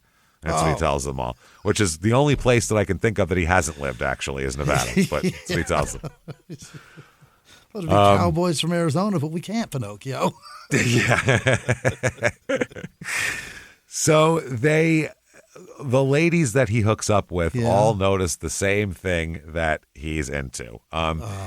He wants to tie their hands and feet tightly behind them, which if I'm doing that, there's no fucking way anybody's tying me up. No. Not happening. No. Not happening. You're not restraining me. Nope. I'm going to have a blade on me, and I'm going to have my hand. I can only do sexual acts with one hand because my other hand's on my fucking blade, ready to chop your balls off. Would be my. I don't know how else you would go about that profession. I don't know. He would also enjoy threatening to cut their breasts, feet, and buttocks with a knife too. He would tell them he wanted to do that, and he was gonna cut them, and he was gonna do all this shit. And then they would get scared, and then he would get off on that. That's what he likes. Well, when you put your penis in my mouth, I'm going to bite it very hard. Exactly. I'm going to take it. I'm be honest. But they know that this is what he does to get off, is he has to threaten them. Okay. Which is real fucking weird. He also likes biting and pinching breasts, feet, and buttocks as well. Yeah. He enjoys basically inflicting pain on them until they stop resisting. They all say if they fight, that's when he's into it. If they stop and just go limp, he completely stops. He's done. He doesn't like it. Hey, everybody, just going to take a quick break from the show to tell you about our safest sponsor, Simply Safe. SimplySafe.com. SIMPLI Safe.com. That's right. We want to talk to you about your home security for just a minute here. I used to think home security was an alarm that goes off after, there's a break-in and the guy would get scared and go, oh, God, and there's people are going to hear this and they run away and maybe they get your neighbor's attention. But that's pretty reactive. I mean, things are already happening. By that time, an intruder's in your home. It's too late. You've heard Small Town Murder. You're listening to it right now. It's way too late if someone's in your home. You're already dead. So we can't have that. That's why real security should stop a crime before it even starts. Right. That's why we trust Simply Safe. Their system is designed to be proactive, not reactive, and really could have made half of our episodes not happen if people had Simply Safe. It's amazing. I love it. My whole house, my studio, Jimmy's house studio, everything is covered by Simply Safe because it's the best. It's simply the best. That's all there is to it. They use AI-powered smart cameras to identify threats lurking outside your home. They immediately alert Simply Safe's professional monitoring agents. Boom, there you go. These agents intervene in real time before things even happen. They can talk. They have access to two-way audio to confront the person. Hey, stupid, get out of the yard. It's great. It's amazing. Trigger sirens, spotlights to scare them. They request rapid police dispatch when needed, all helping to stop this intruder while they're still outside your house. That's security. So join the more than 4 million Americans who trust Simply Safe with their home security every day, including Jimmy and myself here. And with a 60-day money-back guarantee and no long-term contracts, Simply Safe earns your business by keeping you safe and satisfied every single day. Visit simplysafe.com/small to claim 50% off a new system. That's Simply Safe, SIMPLI safe.com/small. There's no safe like Simply Safe. Now back to the show. Loses all interest in what's happening if you go limp and stop. Doesn't care. He always did that. Later on, 30 different women will come forward. Really? 30. With saying they've been with Steve the Gambler, and they all have stories, and they're all very similar. He'd find them out on the street. He'd find them on Union Avenue, usually. They said he always had miniature vodka bottles, the little plain bottles. Yeah, the little shots. Always had those, and he always had plastic containers of orange juice. Like it comes in road plastic. Screwdrivers. Yeah. Yep. They said he would mix them while driving. Wow. He'd dump the vodka, take a sip of the juice, dump the vodka in, shake it up, and then he would have that to drink, basically. Okay, now, so that's that. He'd pick them up, and now he's having a cocktail on the way out to wherever they're going. He would start with foot massages, not for him, for them. Okay, obsessed with feet. Rubbing completely their feet. Especially, they all said, high arches. That's what he was into. He likes the high arches. That is so how do you get that specific about feet? I like feet. I don't like just feet. I like big toes. like a high arch. Yeah. And I like if the third toe, not the second, the third toe's a little longer than the second. That's what turns me on now. I can't get into anything else. Is when that pinky toe doesn't even have a nail. It's just sitting off on the end, kind of hanging underneath it. That's sexy, Roy. I tell you what. It's like a skin tag over there. See, that's what he's into. I don't get it. Like, I can't even I've never got that specific about boobs. And boobs are great. I've never been like, well, I'd only like it if the nipple is placed right. Like, they're all great. Who cares? Specificity in feet. To be that. I don't get it. He would pay them, and this is in the 80s, mind you, $50. Wow. Which I remember the Hookers at the Point documentary. Yeah. That's what they're called, by the way. From the HBO in the late 90s. We're talking 96, 97. Yeah. These girls would do 40 for a half and half, which is a blowjob and sex for 40. Doubling up. He would pay them $50 just to rub their feet while he masturbated. Which, why? I don't get it. I just don't get it. Unbelievable. It's not, I guess. $50. My shit isn't whatever. They're not quite twisted in that way. Other ways, yes, but not that particular way. So then that's what he would do. That's what he's doing at night when Sherry doesn't know what he's up to. And she's going, oh, my man is such a hard worker. Mm-hmm. He's working something hard. Yeah. Here's a story from July 7th, 1987. Heather Brown. She's 31 years old. She had worked the night before and needed some cigarettes. And a man in a blue Nissan pickup offered her a ride to the store. Okay, yeah. He drove her to the Malala Forest instead. Oh, is that how you pronounce that? Malala? Probably. I believe. Mollalla. Malala? That sounds right. Uh-huh.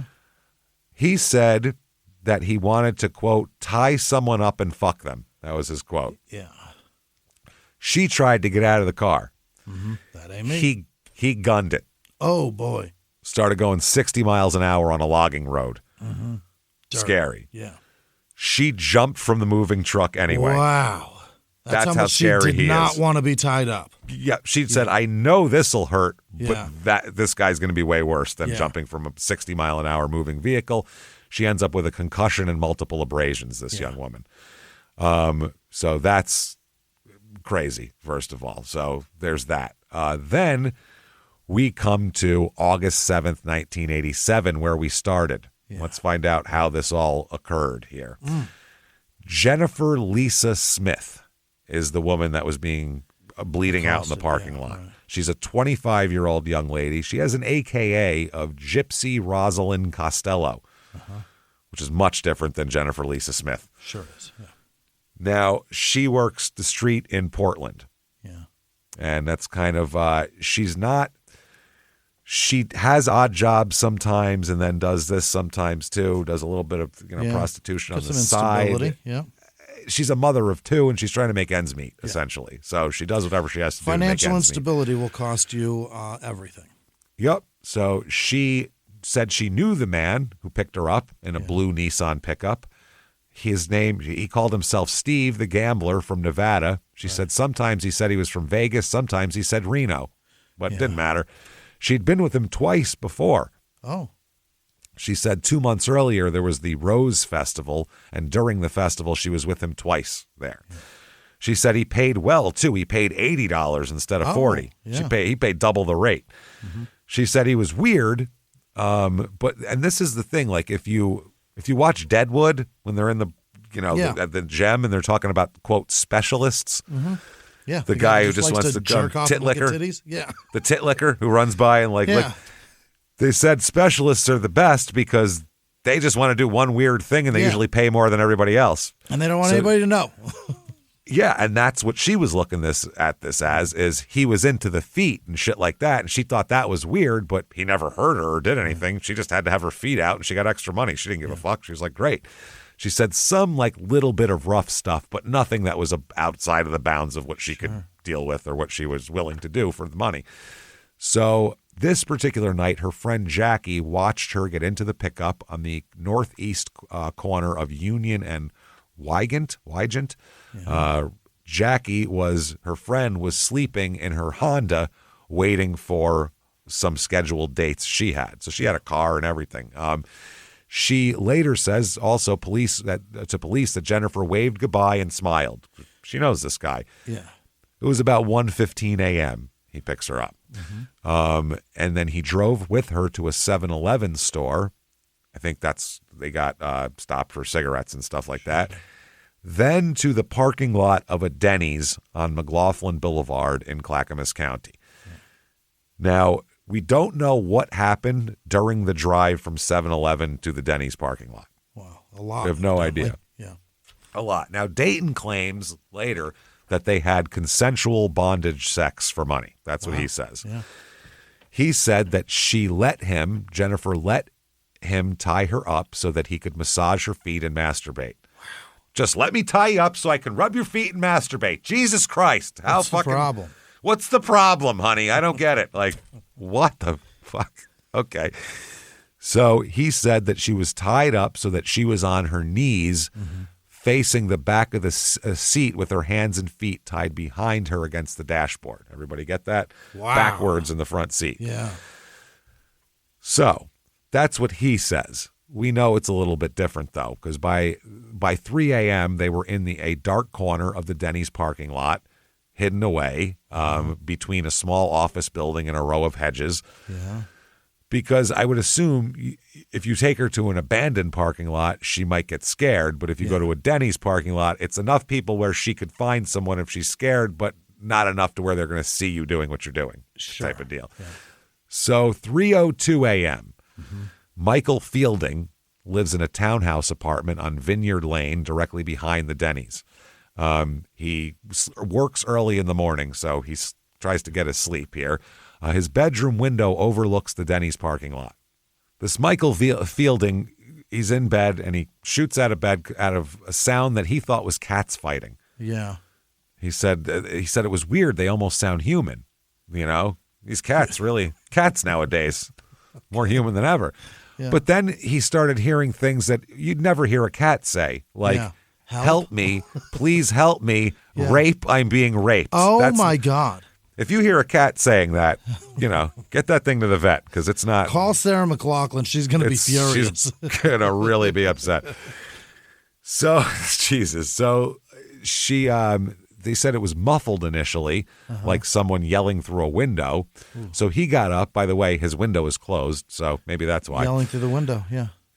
He said he's half asleep. He stumbled to his window trying to process what's going on here. As he got to the window, he said the screams were louder now, no longer muffled. He said it was like someone had opened a door. Suddenly the screams were everywhere. At first I thought it was muffled, like someone yelling inside a car. Then it got louder. She was screaming, help me, please help me, rape. So he is watching this from his window, which is horrifying because you're on like a second floor. You can't really do much about this other than go, hey, stop. What else can you say? Throw something at the guy? I mean... So he doesn't know what to do. He sees a man under a streetlight walking away from the situation carrying something.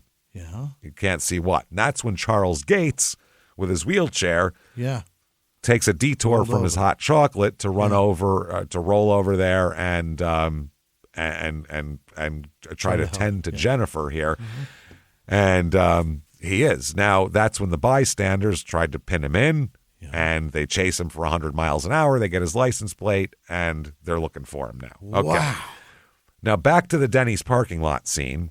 Paramedics arrive, and they work on Jennifer for 20 minutes, but she's loaded into the ambulance and rushed to the hospital where she is pronounced dead at 3:47 a.m., despite the best efforts. I mean, her throat's been cut, and she's been stabbed a lot. 11 stab wounds. Eesh. 8 to the front of her body, 3 to the back of her body, and her throat had been slashed so deeply that it almost completely severed her trachea. Good Lord. Horrifying, fucking terrifyingly brutal attack. Both hands showed defensive wounds where she tried to grab the knife blade. Brutal. Now, near the parking lot of Denny's, the police find a knife covered in blood. Yeah. Pretty good find there. 5:35 a.m. is when they run the license plate, and find it is registered to Dayton Leroy Rogers with an address in Canby. So they go, well, we know where we're going at 6 o'clock in the morning, and it's fucking Canby. So they go knock on his door, and Sherry answers the door. Yeah. Hi, guys. And they said, ma'am, we're looking for Dayton Rogers. And he said, oh, he's at his shop. He works odd hours sometimes. Is everything okay? No, ma'am. And the cops said at that point they could see she had no fucking idea who her husband was. You could tell. She was just like, oh, well, what can I do to help you? Just innocent as shit. They said the concern in her eyes was real. Like she was worried something happened to him. Right. So they were like, this is crazy. They say, where's his shop, ma'am? She says, Woodburn, 11,600 block of Pacific Court, DNS small engine repair. And then she said, is Dayton in some kind of trouble? Mm-hmm. So they go to the shop, and he's there. Is he? Oh, he's there. He's reeks of booze. Uh-huh. His eyes are like cherry tomatoes. Sure. And his whole right hand is bandaged and bloody. Uh-huh. And they said, where you been up to tonight? Yeah. And he said, quote, been here all night. Been working on Obviously. these. Yeah, you know how it goes. So they go, really? And this is just clever. Not even police work. This is something like a decent, like a parent with a decent set of investigatory skills could manage. Cop goes over and touches his truck hood. The hood, yeah. And why he is goes, this thing warm? Hot to the touch. Yeah, hot. And he said, been here all night, huh? Yeah. That's funny. Your truck hasn't. It must have just got here, buddy. How's that worked? So he said, oh, I mean, I was here all night. I went out for coffee a little while ago. I just got back. I went out for coffee. He said, you know, I don't know what you're talking about, but, you know, I was out for coffee. That's why it's hot. But I'm here all night. I need coffee. And they sniff and they go, it smells like coffee in here. And they look over and there's a coffee maker with coffee being made right now, just percolating. Why is that Mr. Coffee going, man? So they're like, that doesn't seem right. And where's this coffee you bought? You don't have another coffee. You're making coffee, but you just got coffee. All right. And they said, what happened to your bandaged hand there, Chief? Yeah. What's up with that? He said, oh, I cut it with a hacksaw tonight. Yeah. You know how you do. You know, I did that. The bush hog was out of control. That's wild. Now, later on, when he goes to the doctor for this, by the way, the ER doctor will say that the wounds are smooth and clean. Knife wounds, not a hacksaw. Right. Yeah. Nothing with teeth, basically. Nothing serrated. So they go, hot engine, car connected to this, bloody right hand. You're under arrest, dipshit. Absolutely. You're coming with us, for sure. So then they search his truck now that they've arrested him, and there's fucking blood everywhere in here. Uh-oh. Blood all over the place. There is knife cuts on the dashboard. What? When he's struggling. Oh, yeah. Goes into the dashboard. There's knife cuts on the ceiling, on the passenger door. Oh, Jesus. It's crazy. They also find Jennifer Smith's fingerprint on the outside passenger door handle. Uh-oh. So he can't say, I don't know who you're talking about. Someone stole, whatever. So they also find knotted shoelaces in his truck. Mm-hmm. One of Jennifer Smith's tennis shoes, and most of Smith's clothing near where he had parked his truck. Wow. This was like in a pile over in the corner of his outside. They also got evidence from his shop and truck, but the real crazy shit happened when they take him to jail. It's August. It's still, well, we'll talk about this then that. Okay, now here's what he did. After the murder, he drove to his business, the small engine shop, blood all over the passenger side of his truck. He tried to wash it out with a shop rag and a sponge. Really? That much blood from cutting a woman's throat and stabbing her 11 times. I got a sponge. He burned his blood-soaked clothing and a tennis shoe, one of the sneakers, and some clothing that belonged to Jennifer Smith in the wood shop, in the wood stove in the shop. Mm-hmm. So he burns up all that there. When the police arrived, his truck was parked in front and was still warm, and the cops saw blood on the front of the shop door. Uh-oh. So when he opened the door, he wasn't even cleaned off. So they said strong odor of alcohol, and he told the detective that he, quote, had bought some miniatures at the liquor store. That's why he smelled of alcohol. What he had purchased was a 10-pack of vodka miniatures. Dang. Yes, interesting. So, and we'll find out how they connect by brand later on as well. Now, Jennifer Smith, her injuries, she bled to death from stab wounds from her chest. She also had stab wounds in her abdomen, her breasts, and nipples. Oh. This is targeted. Yeah. Very specific. A complex V-shaped stab wound on her back as well somehow. The stab wounds were consistent with the knife that was found behind a nearby building after he ran away. She had numerous defensive wounds to her hands, arms, and wrists and showed recent bruises that could have been caused by the knotted shoelaces that he used to bind her. Right. Now, he gets to jail. Mm-hmm. Okay. Now, if you're this guy, you're in jail. You're in trouble. You would shut the fuck up, number one. A, shut the fuck up, or B, tell him everything you've ever done. One of the two. This asshole calls, he calls his father-in-law, who, remember, he loves his father-in-law, Sherry's father. Great guy. Loves the guy. Calls him up, and he calls him dad, by the way. Yeah. And he says, from jail, quote, because the cops had come search the house. Yeah. And he said, Dad, did they look in the wood stove? Oh, boy. That's a scary thing. Yeah. So the father-in-law used a magnet in the ashes to see if anything would come up. They end up finding bra clasps from 15 different bras. Oh, shit. A metal shoe parts matching Jennifer's missing shoe, colored glass and rhinestones that would be in belts and shit. And like costume jewelry, that kind of shit. Yeah. And star-shaped grommets. Okay. Little things that something would stick into. Levi jeans or something? Something like that, a jean brand, that kind of thing. Okay, so that's what they find in there, and they're like, whoa. This is a lot. This is a lot. She doesn't have 15 titties. I was just going to say, she's not wearing 15 bras. She'd have to have 30 tits for that. Right. 30 tits she'd need. The 30-titted don't woman. Even have that many. Yeah. No. She could charge much extra for that if she had 30 tits. So, wow. Now, August 31st, 1987. Mm-hmm. It's been 4 weeks almost, 3.5 weeks. Yeah. He's sitting in jail. Okay, just hanging out. While he's doing that, out in the Malala forest there's a guy named Evan Barnyard. Or Banyard, I'm sorry. Okay. Banyard. Everett Banyard. He's a bow hunter, and he's been hunting around these areas for decades. Years and years. He knew all the trails, all the clearings, everything.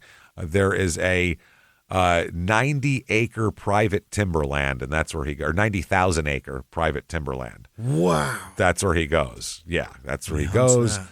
He hunts there. He's been scouting for the upcoming season, looking for signs of deer movement, checking mineral licks, what you do. Checking all the deer activity. Let's see if they've been licking this. Yeah. So this is a very secluded, mountainous, out-of-the-way area. Mm-hmm. You don't find this unless you're real local and come here all the time. It's not effortless. It takes some effort to get there, basically. But this guy knew where he was going because he'd been there for decades, so that's what he's doing. He turns right off Highway 211 at the Matthias intersection, drove about a quarter mile to Friar Park Road, turn left, this is for your locals out there, until Friar Park intersected with South Dickey Prairie Road. Mm-hmm. South Dickey Prairie Road. There, Banyard turned right onto Dickey Prairie Road and continued in a southeasterly direction. This is going somewhere, I promise. Yeah. Crossed over the Glen Avon Bridge, over the Malala River, and made a right turn that put him onto the Malala Forest Road, which follows the winding course of the river and takes you past a bunch of recreation areas where there's swimmers and fishermen and hikers and all these type of people here. After about 500 yards, there's a fork in the road where you can go left or right. Now, the right portion was a gravel road and was blocked off, had a fence up. Yep. So he goes to the left side and continues for about 3 miles all the way through here until he reached Malala Forest. Yeah. Okay. Which is an old logging road that takes you deeper into the mountain and forest and everything here. He continued along this gravel-covered steep road going west past a flat portion or a plateau surrounded by a bunch of dense fern and brushes and Douglas fir trees. Yeah. Then there's another gravel road that begins a steep ascent for approximately a quarter mile, at which point it swings to the left and continues around the mountain southwardly. Going further. What I'm saying is... remote. This is as remote as it gets, and if you didn't know where you're going, you would be lost in 2 fucking minutes and you'd never be found. You're taking You would DP be a Sasquatch bride. It's so that's far. it. Yeah. Yep. That's it. You'd be blowing a Sasquatch by the end of the night because that's all that's out there for you. So he ends up there going in that way, and the point where the Malala Forest 75, that road, swings down to the south, there's another road, a small dirt and partially graveled logging spur road that wound around to the north. He took that road, which he followed for about 200 feet until he came to yet another fork in the road. Dang. One part of the road continued straight at that point, but it wasn't accessible by vehicle because it was blocked by fallen trees. The other part of the road continued up a steep grade in a northwesterly direction for 300 yards, where it dead-ended at another landing or flat area. He turned his pickup around there and just before the Y in the road and used the extra turnaround space to park. Okay. So this is what he's doing. This is some serious shit to go scouting. Yeah.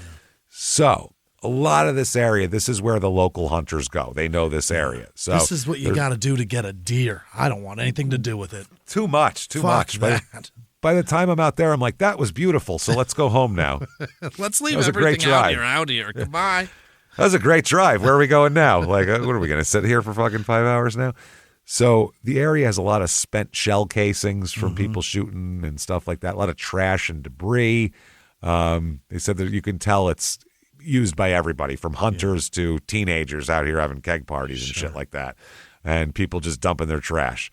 So he said this is a good place to hunt, though. He goes here all the time.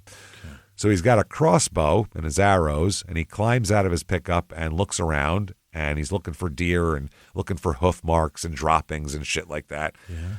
He spots a fern that had been smashed down. And farther toward the forest, he saw what looked like a fresh patch that might have been a deer crossing. So he's like, I better go investigate that. So he's like, this is where the deer are. So he gets his crossbow and he walks down. After a few yards, he smells something terrible. Mm-hmm. Now, this guy works at a fertilizer plant. Yeah, and he said, this is terrible. Number one, too, a lot of times he has a bad smell in his nose that won't go away type of thing. So so he doesn't know if it's that or him or what it is. So he just kept walking. And he kept walking. Soon, though, he said, man, this is not a deer crossing. A person did this. Yeah. Maybe some teenagers who came to drink beer or some bullshit like that. So there is a small clearing off to the right, only a few yards before the forest slopes downward into a huge steep decline that eventually ends up in a cliff. Yeah. So then we're up in the mountains here.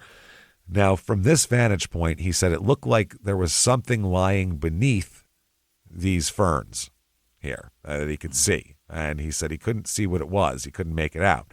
So he approaches the ferns, and the odor's getting worse and worse and worse. Yeah. He now believed that someone probably poached a deer and gutted it out here and left the guts under some ferns so nobody would see because it's illegal. Yeah. But he uses he takes his toe of his boot and pushes the dried ferns away. Hey. And he sees an exposed buttocks, thigh, and calf of a human body. God damn it. So he freaks out, runs back to where he came from, jumped in his truck, and went home. Mm-hmm. He called the sheriff's department and reported what he saw. Yeah. Going to give them those directions? Best of luck, boys. That's the problem, is he then has to go out there. Yeah.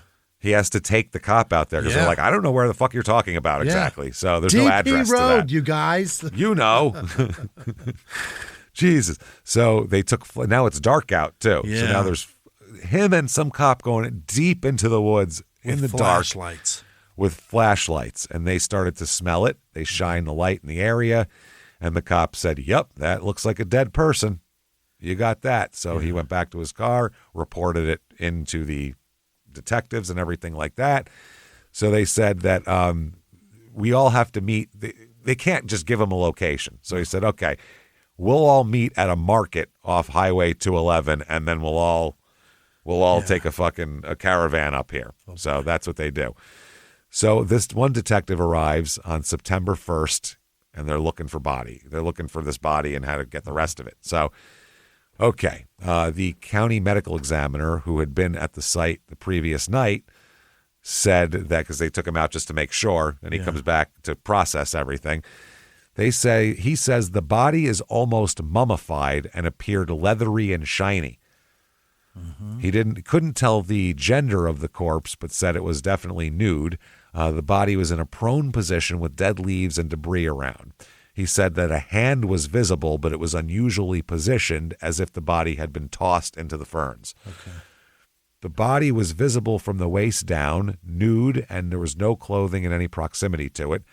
The upper torso pointed to the southeast, legs pointed to the northwest. Mm-hmm. So that way. The left leg was lying under the right leg and was straight. The right leg was bent with the ankle lying on top of the left leg near the left ankle area. There was a white plastic bottle lying next to the left leg, its spout facing the ankle.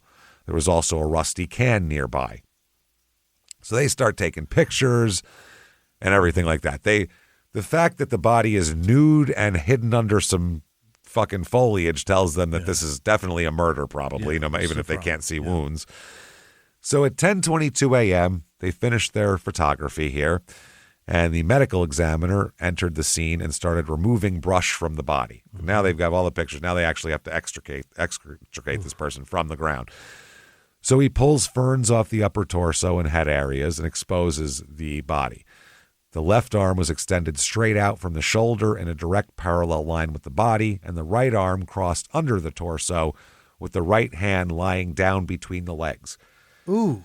Kind of like if you were sleeping and you put your hand between like your legs instead of a pillow. There was also significant maggot activity in the groin area, and it was obvious that large amount of liquid had oozed into the underlying brush and soil. Mm-hmm. Putrefaction. So the skull bone was exposed, where the scalp and curly light brown, almost blonde hair had slipped back during decomposition. So it was like sloughing off the head. It was noted that her left foot was missing. Oh. Gone, severed just above the ankle and not in the immediate area. Okay.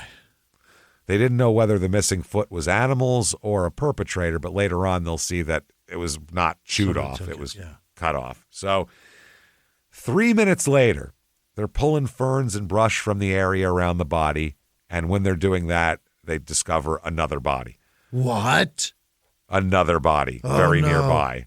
A second body. They're like, holy shit. Graveyard. This is a graveyard, is what this says. They find this body in a fetal position on its right side facing northeast, left arm extended, hand open, fingers extending straight out. Both feet were missing. Oh, my. Both feet were missing, sawed off at the ankle level. So now they're like, okay, these missing feet are not animals. We got 2 women and 1 foot. No, so we got a problem. This is a fucking problem. Mm-hmm. And they said this body is also nude and decomposed. So they finished taking the photographs here, and they start from the road's edge and began seizing evidence as they walk toward the bodies. Anything on the ground they're grabbing just in case. They're trying to make them clear an area around the bodies that they can work and not step on crime scene shit, basically. Yeah. No contamination or anything like that.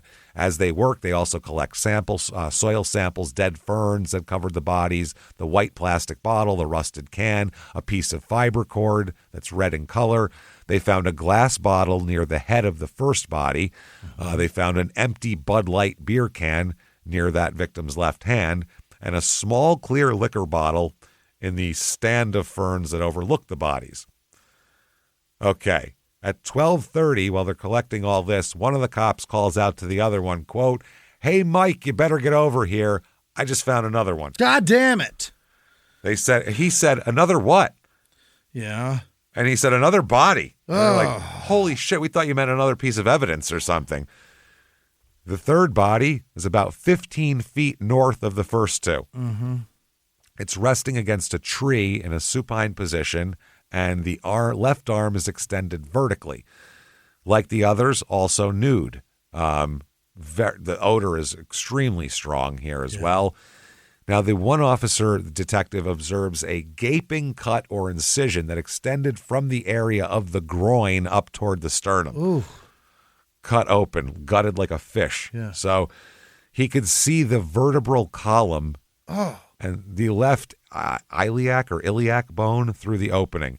He saw maggots moving about, concentrated, and on and near the right side of the head.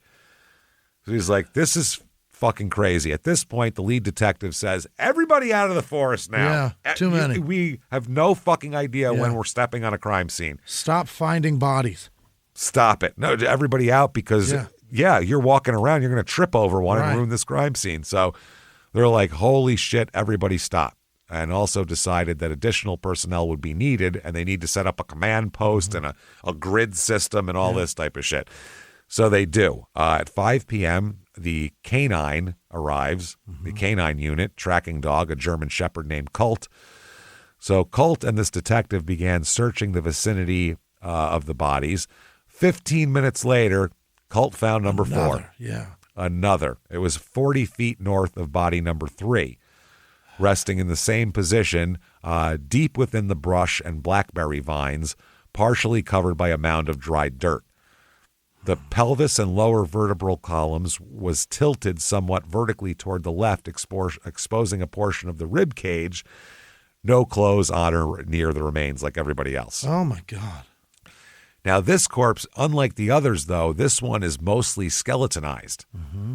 So these are all in different states of decomposition. Yeah.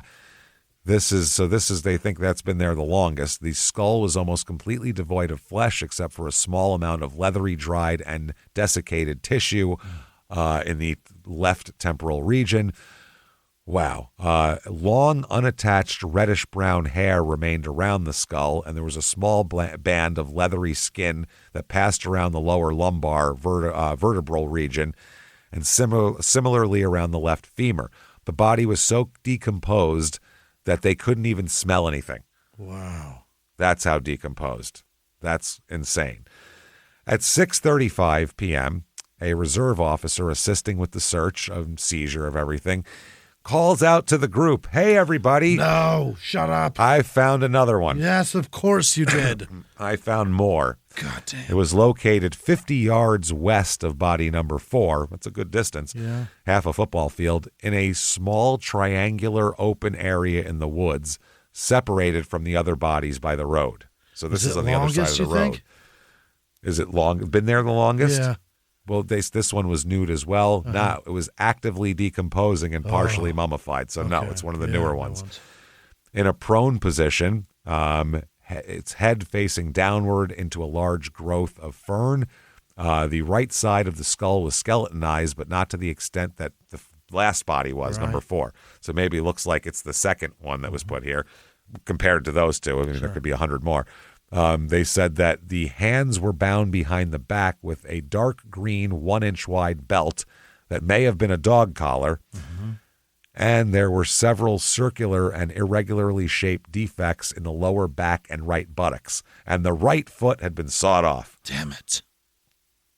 Okay. Now, the immediate thing everybody thinks is, holy shit, the Green River Killer has come down here. Yeah. And That's he's gotten what it is. a new thing that he's doing. And he's into something different. Yeah. That's the only reason why they don't think it's the Green River Killer after a while is because of the missing feet. Yeah. Otherwise, they're convinced this is the Green River Killer. Because if you look, we just did Patreons on this, whereas Ted Bundy was trying to help them find the Green River Killer. He had, and Ted Bundy did the same thing. That's why they went to Bundy, or that's why Bundy, when he offered help, they went to him.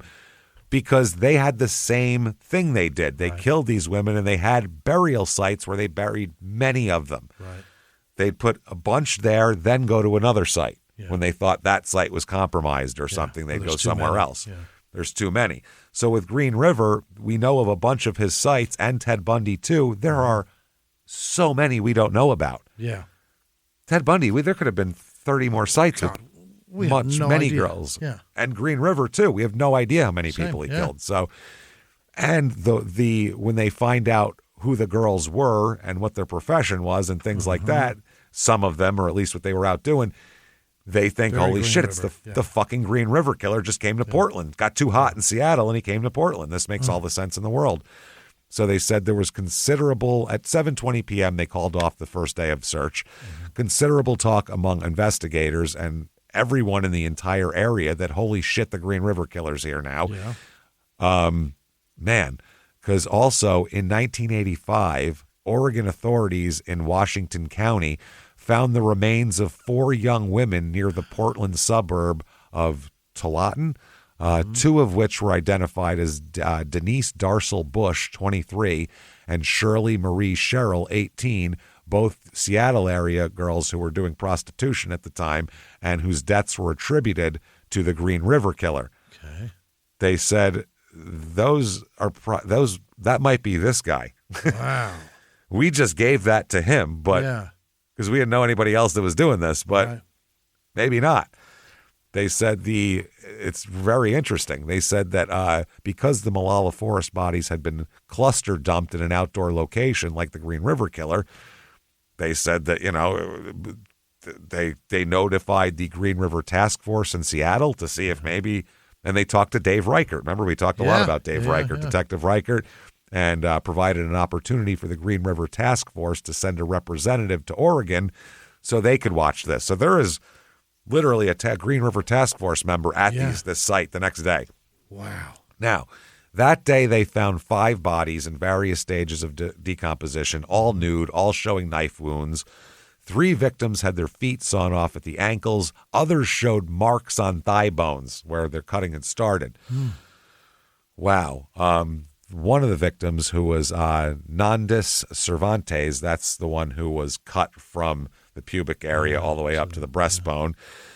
Now, what they also find scattered around all these bodies are miniature vodka bottles. Shitloads of clear booze bottles. And orange juice containers. Really? Same brands that they found in Dayton's truck, by the way. The next day, they go searching for more. The next 9 days, 200 people are going to search. They grid out the entire forest into 25-foot squares. Yeah. And that's it. So they said, quote, if it doesn't grow, bag it as evidence. If it's not, if the roots aren't in the ground, if it doesn't have a tail, fucking throw it in the bag. No photosynthesis, bring it to the fucking lab. Let's go. Let's go. So on day 6 of this searching, there's 2 detectives, Turner and Machado, and they walk about a quarter mile away from the scene to have a cigarette break, a place where they could, not contaminate. They're standing there, they light up cigarettes, and Detective Turner said, you smell that, Mike? Oh, boy.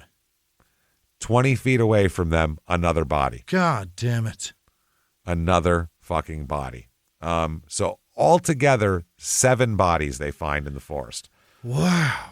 At this one site. 7. Wow. They perform autopsies and determine the type of death caused each of the women. They couldn't tell at first by looking, but once they get into it, they know a little more. But it's all homicidal violence, basically, is what they rule it on. They estimate that the bodies had been in the forest from 1 to 3 months, depending on the bodies. Some a month, some 3 months. Because of the decomposition, they couldn't rule out strangulation as causes of death because they couldn't determine whether the various wounds had been inflicted before or after death. So here are the victims, and here are what they happened to them. One is, and I put them kind of in the order of when I thought he put them here. Okay. Because we don't know for sure. No idea. So Cynthia Diane DeVore, she was 21 years old, had an 8-month-old daughter, I believe, at the time. Oh, boy. Yeah, she was trying to make ends meet. She was doing a little bit on the side trying to make ends meet. It's fucking sad.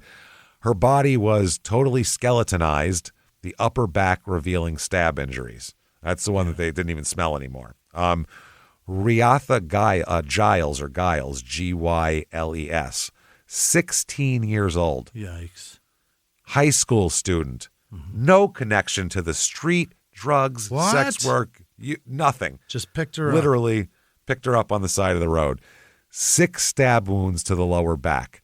The bone of one lower leg had been sawed through, and the foot had been sawed at the ankle.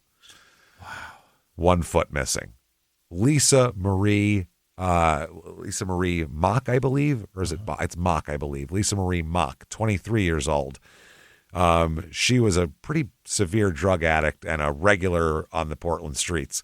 But she was about to inherit a bunch of money, like a shitload of money. Oh, damn it. She was identified by her distinctive tattoos. She had both feet removed. Ooh. So I think we go from no feet removed, 1 foot removed, 1 foot removed, 2 feet removed is probably the progression of how this works.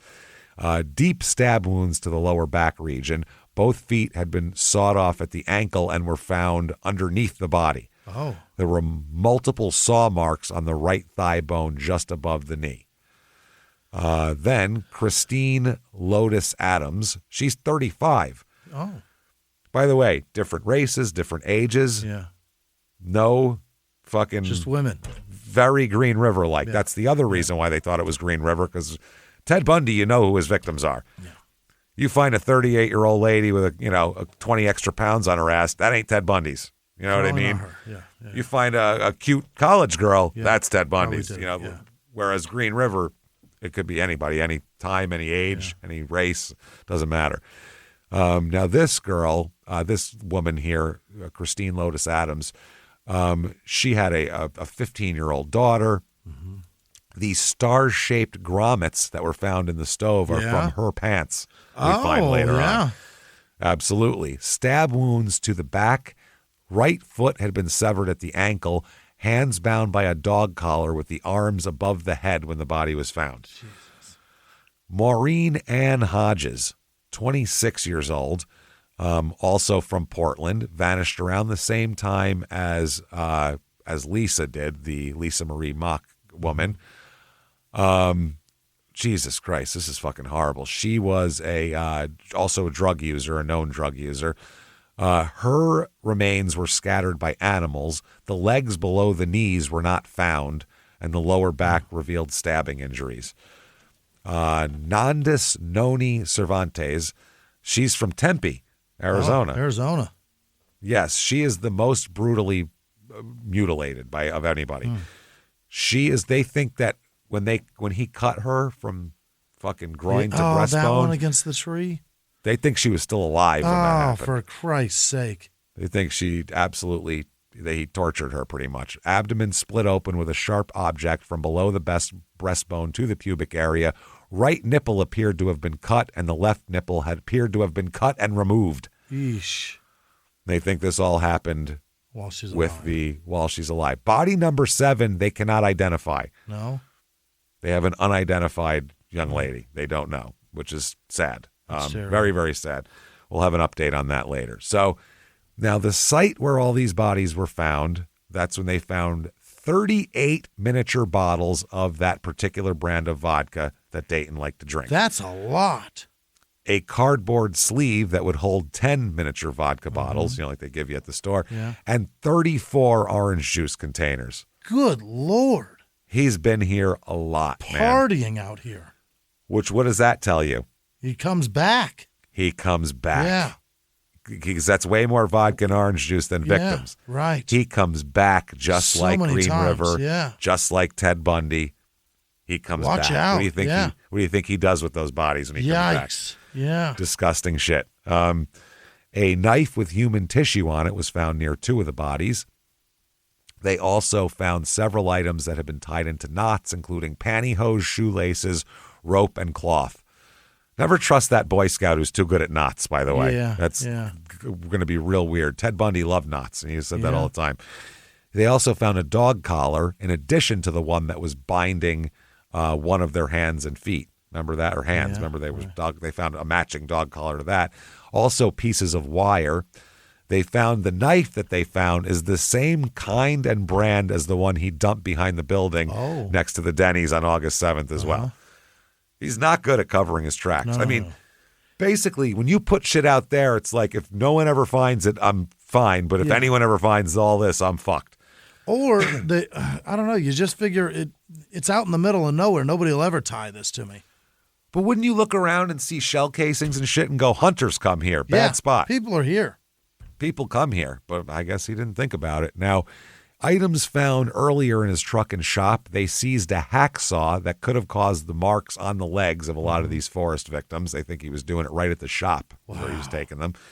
From the ashes of the shop's wood stove, they found a shoe shank, eyelets, and swivels from Smith's other tennis shoe, shanks from 2 pairs of other shoes, shoe eyes, you put the laces through, shoe nails, like a sole being nailed on, like a dress shoe, burned and partially burned fabric, numerous bra parts, snap fasteners, decorative metal parts, and clothing studs from women's clothing, including star-shaped studs later identified as studs from Adam's pants, buttons, numerous zipper parts, earring pieces, and belt buckles.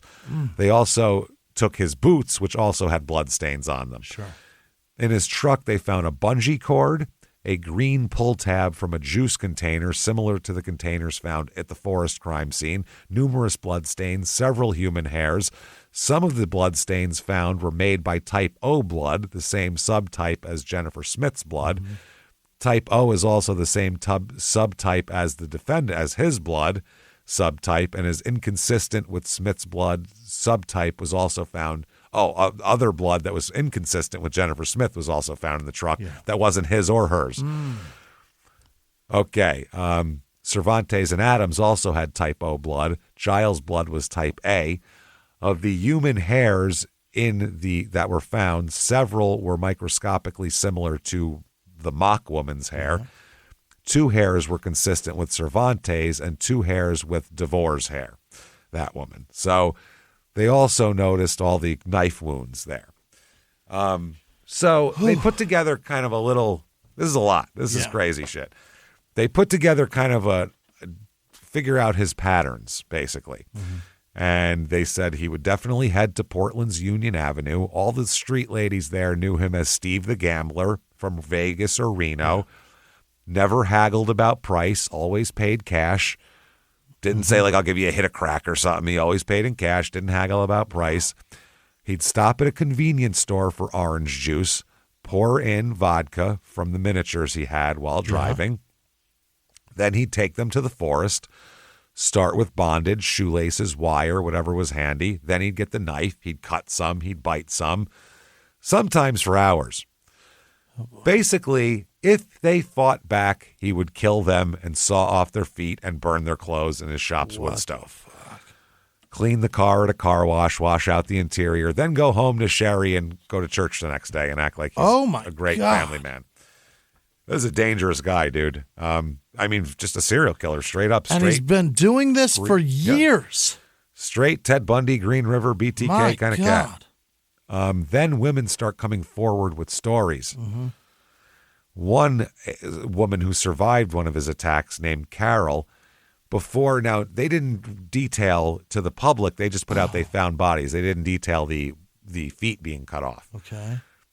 So this woman asked the prosecutors, did any of the victims have their feet cut off? Yeah. And then she showed them her ankle, which was a healed wound with ragged edges on it, where she said, he started cutting on my leg with a hacksaw. Oh, boy. So they sent her to the doctor, and they confirmed it was cuts from a hacksaw on her bone. Wow. So that means that they believe, this is fucking insane, but they believe that Dayton, totally, they believe that Dayton was cutting these women's feet off while they were alive. Good Lord. Based on this lady. That seems to be his jam. Okay. Another one of ladies that have been with him is Susan. She had been with him 20 to 30 times. Really? She was his favorite. One night, they went up near the forest there. He started cutting her feet with a knife. She was tied up, and she couldn't, they're in the middle of the woods. So she's like, I'm fucked. Yeah. She said, there's no reason to scream because no one's going to hear me. Anyway, So she told him, quote, just kill me, get it over with. Okay. And she said that's when he stopped. Huh. Dead in his tracks. Stopped, started the car back up, and started driving away. Over with. Drove her back to Portland, dropped her off at her spot. No problem. She said she walked away with my shoes full of blood. That's what she said. And so if you surrender and stop fighting, he has no interest in you. If you fight, he wants to cut your feet off. Wow. This is crazy. Now, February of 1988 is the trial for Jennifer Smith. That's the first trial. Just the one. They can't mention any of the Forrest stuff because he hasn't been convicted of that. It's just Jennifer Smith, and they think based on the forensics and the witnesses, they have a lot of evidence here. So the district attorney addresses the jury in the opening statements. Wow. It's a jury of 5 women and 7 men. And he says, Dayton murdered Jenny. He had a plan to do it. He followed a pattern he's established with countless other women. And, he said that he's a vicious predator who killed for sexual thrill. He said, you'll find the reason he went to Portland was to satisfy what you will find to be his bizarre sexual appetite. You'll find his sexual appetite, including bondage, masturbation, and intent to inflict intense physical pain. Yeah. The defense, on the other hand, how do you defend this? Wasn't me. Wow. Well, it gets worse, actually. He tells the jurors that listen, you're not going to like my client, but you're not here to decide whether he's an asshole or not. You're here to decide whether he's a murderer. He said, yes, he did kill Jenny Smith. That's a fact. Really? It's indisputable. He said, that's right. He said, nobody's denying it. But he killed her by accident while defending himself. Oh. Because, when you're defending yourself, you stab someone 11 times in both sides of their body and cut their throat. Head. Yeah. That's how it works, obviously. That's what he said.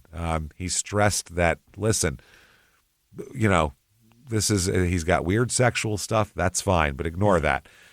He mentioned that Jenny had spotted more than $200 in Dayton's wallet when they stopped at a convenience store to buy orange juice. They say at which time she made the decision to rob him at knife point. Got it.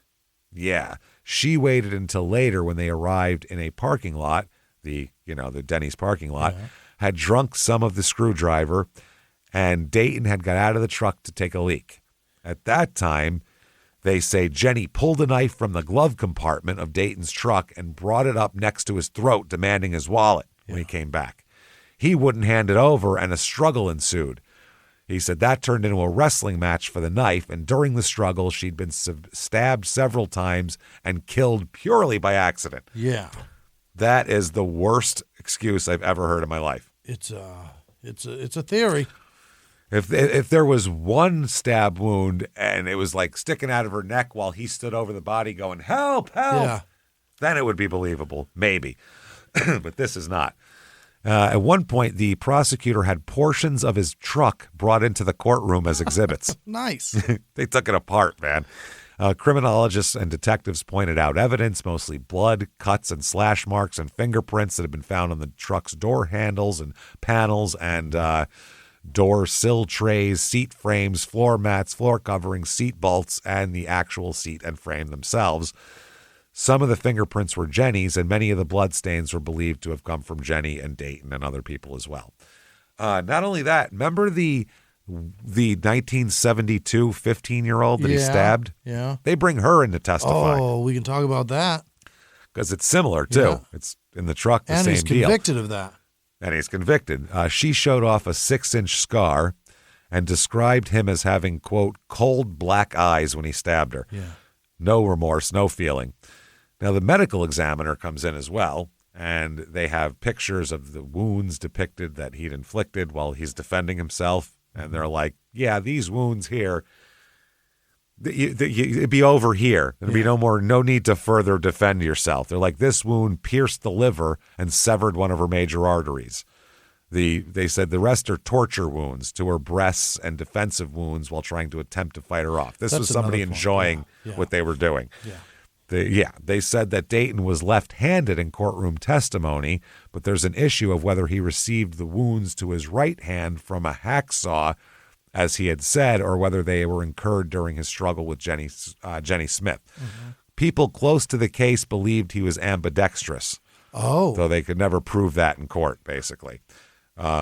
They said basically that he had cut himself as he slashed Jenny with the knife in his left hand while trying to hold her with his right hand. Okay. So they think he was holding her and he accidentally stabbed himself because he was on top of her. And it's all bloody and slippery. Yeah. This guy takes the stand. Hell yeah. Dude. Let's talk. What? Yeah. This is a circus now. So he takes the stand in an aggravated murder case. And in his version of the events, he told the jurors that he paid her $40 for a sexual encounter. Yeah. That involved bondage. This was all to take more. Above board. He said he got out of the truck to urinate after having bound her hands and feet with shoelaces, but she slipped out of the bindings and took the knife from the glove box. And he said, quote, "She attacked me when I got back inside the truck." Yeah. He said she was still nude but holding a knife to my throat and ordering me to give over my wallet. Oh, boy. You ever been robbed at knife point by a nude woman? Has anyone ever been robbed at knife point by a completely naked woman? I'll give you whatever you want. Sure, why not? You didn't need the knife, really. Yeah. That's the thing. You could have just real nice. Here you go. There you go. Thank you, I guess. Yeah. I don't know for the visual. That's how pathetic we are. You wouldn't even need the knife. So that's his story, though. He said he refused and fought back. He said he feared for his life. Yeah. I took a nipple. I was so scared. I took it with me for fucking safekeeping. He knocked her arm away and wrestled her for the knife, which he eventually wrenched from her hands. He said, "I got a hold of it and used the knife on her. I was just going back and forth in virtually any direction I could." That's why she had so many cuts. Yeah. He said she eventually jumped from the truck and he chased her across the parking lot, eventually grabbing her as she fell to the pavement. And that's when he tripped over her. Okay, if you were so afraid of her and then she got out and ran away, threat fucking over. Put it in drive, yeah. Yeah, threat over. Awesome, you win. But no, he had to go chase her. He said both our feet entangled. I don't want to hear you talking about feet, sir. She went down backward, and I fell down on top of her. On the way down, that's when I stabbed her in the upper area here, talking about the right side of his chest over by the shoulder area. So that's his excuse. It's a crazy story. So, I mean, but you never know. If a guy gets up there and tells it, the jury might believe it. That's Maybe, the thing. Yeah. So during closing arguments here, the defense attorney says, this is the understatement of the year, "I know you find my client's contacts with prostitutes vile and disgusting." I know. He says, "You have no sympathy for my client. I know you don't like Mr. Rogers." Oh, poor Mr. Rogers. Mr. Rogers. I know you don't like Mr. Rogers. Wow, Mr. Rogers' Forest neighborhood here. Yeah. This is horrifying. "And you don't like what he's done to these girls. He's not here for a popularity contest." Understatements, yeah. Wow. If he was going to go out on one of his usual dates and torture and sexually abuse a woman, where would he go?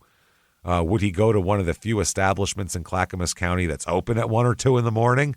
Like, no, he'd obviously go somewhere more remote. Yeah. He raised self-defense in this case, he said. A defense against, and then, he said that. Then the prosecutor said he raised self-defense in this case. Self-defense against what? A naked, bleeding woman?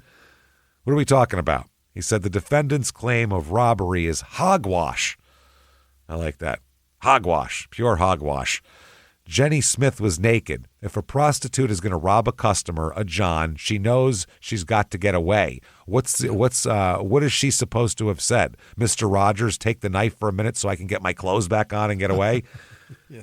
Exactly. Hold this. So the verdict comes in. Here we go. This takes 2 weeks of deliberation. 2 weeks? 12 reasonably intelligent adults, taxpayers, couldn't decide whether he's guilty of this in 2 weeks. Feels like it was probably much less than 12, right? Probably one dude was probably like, nah.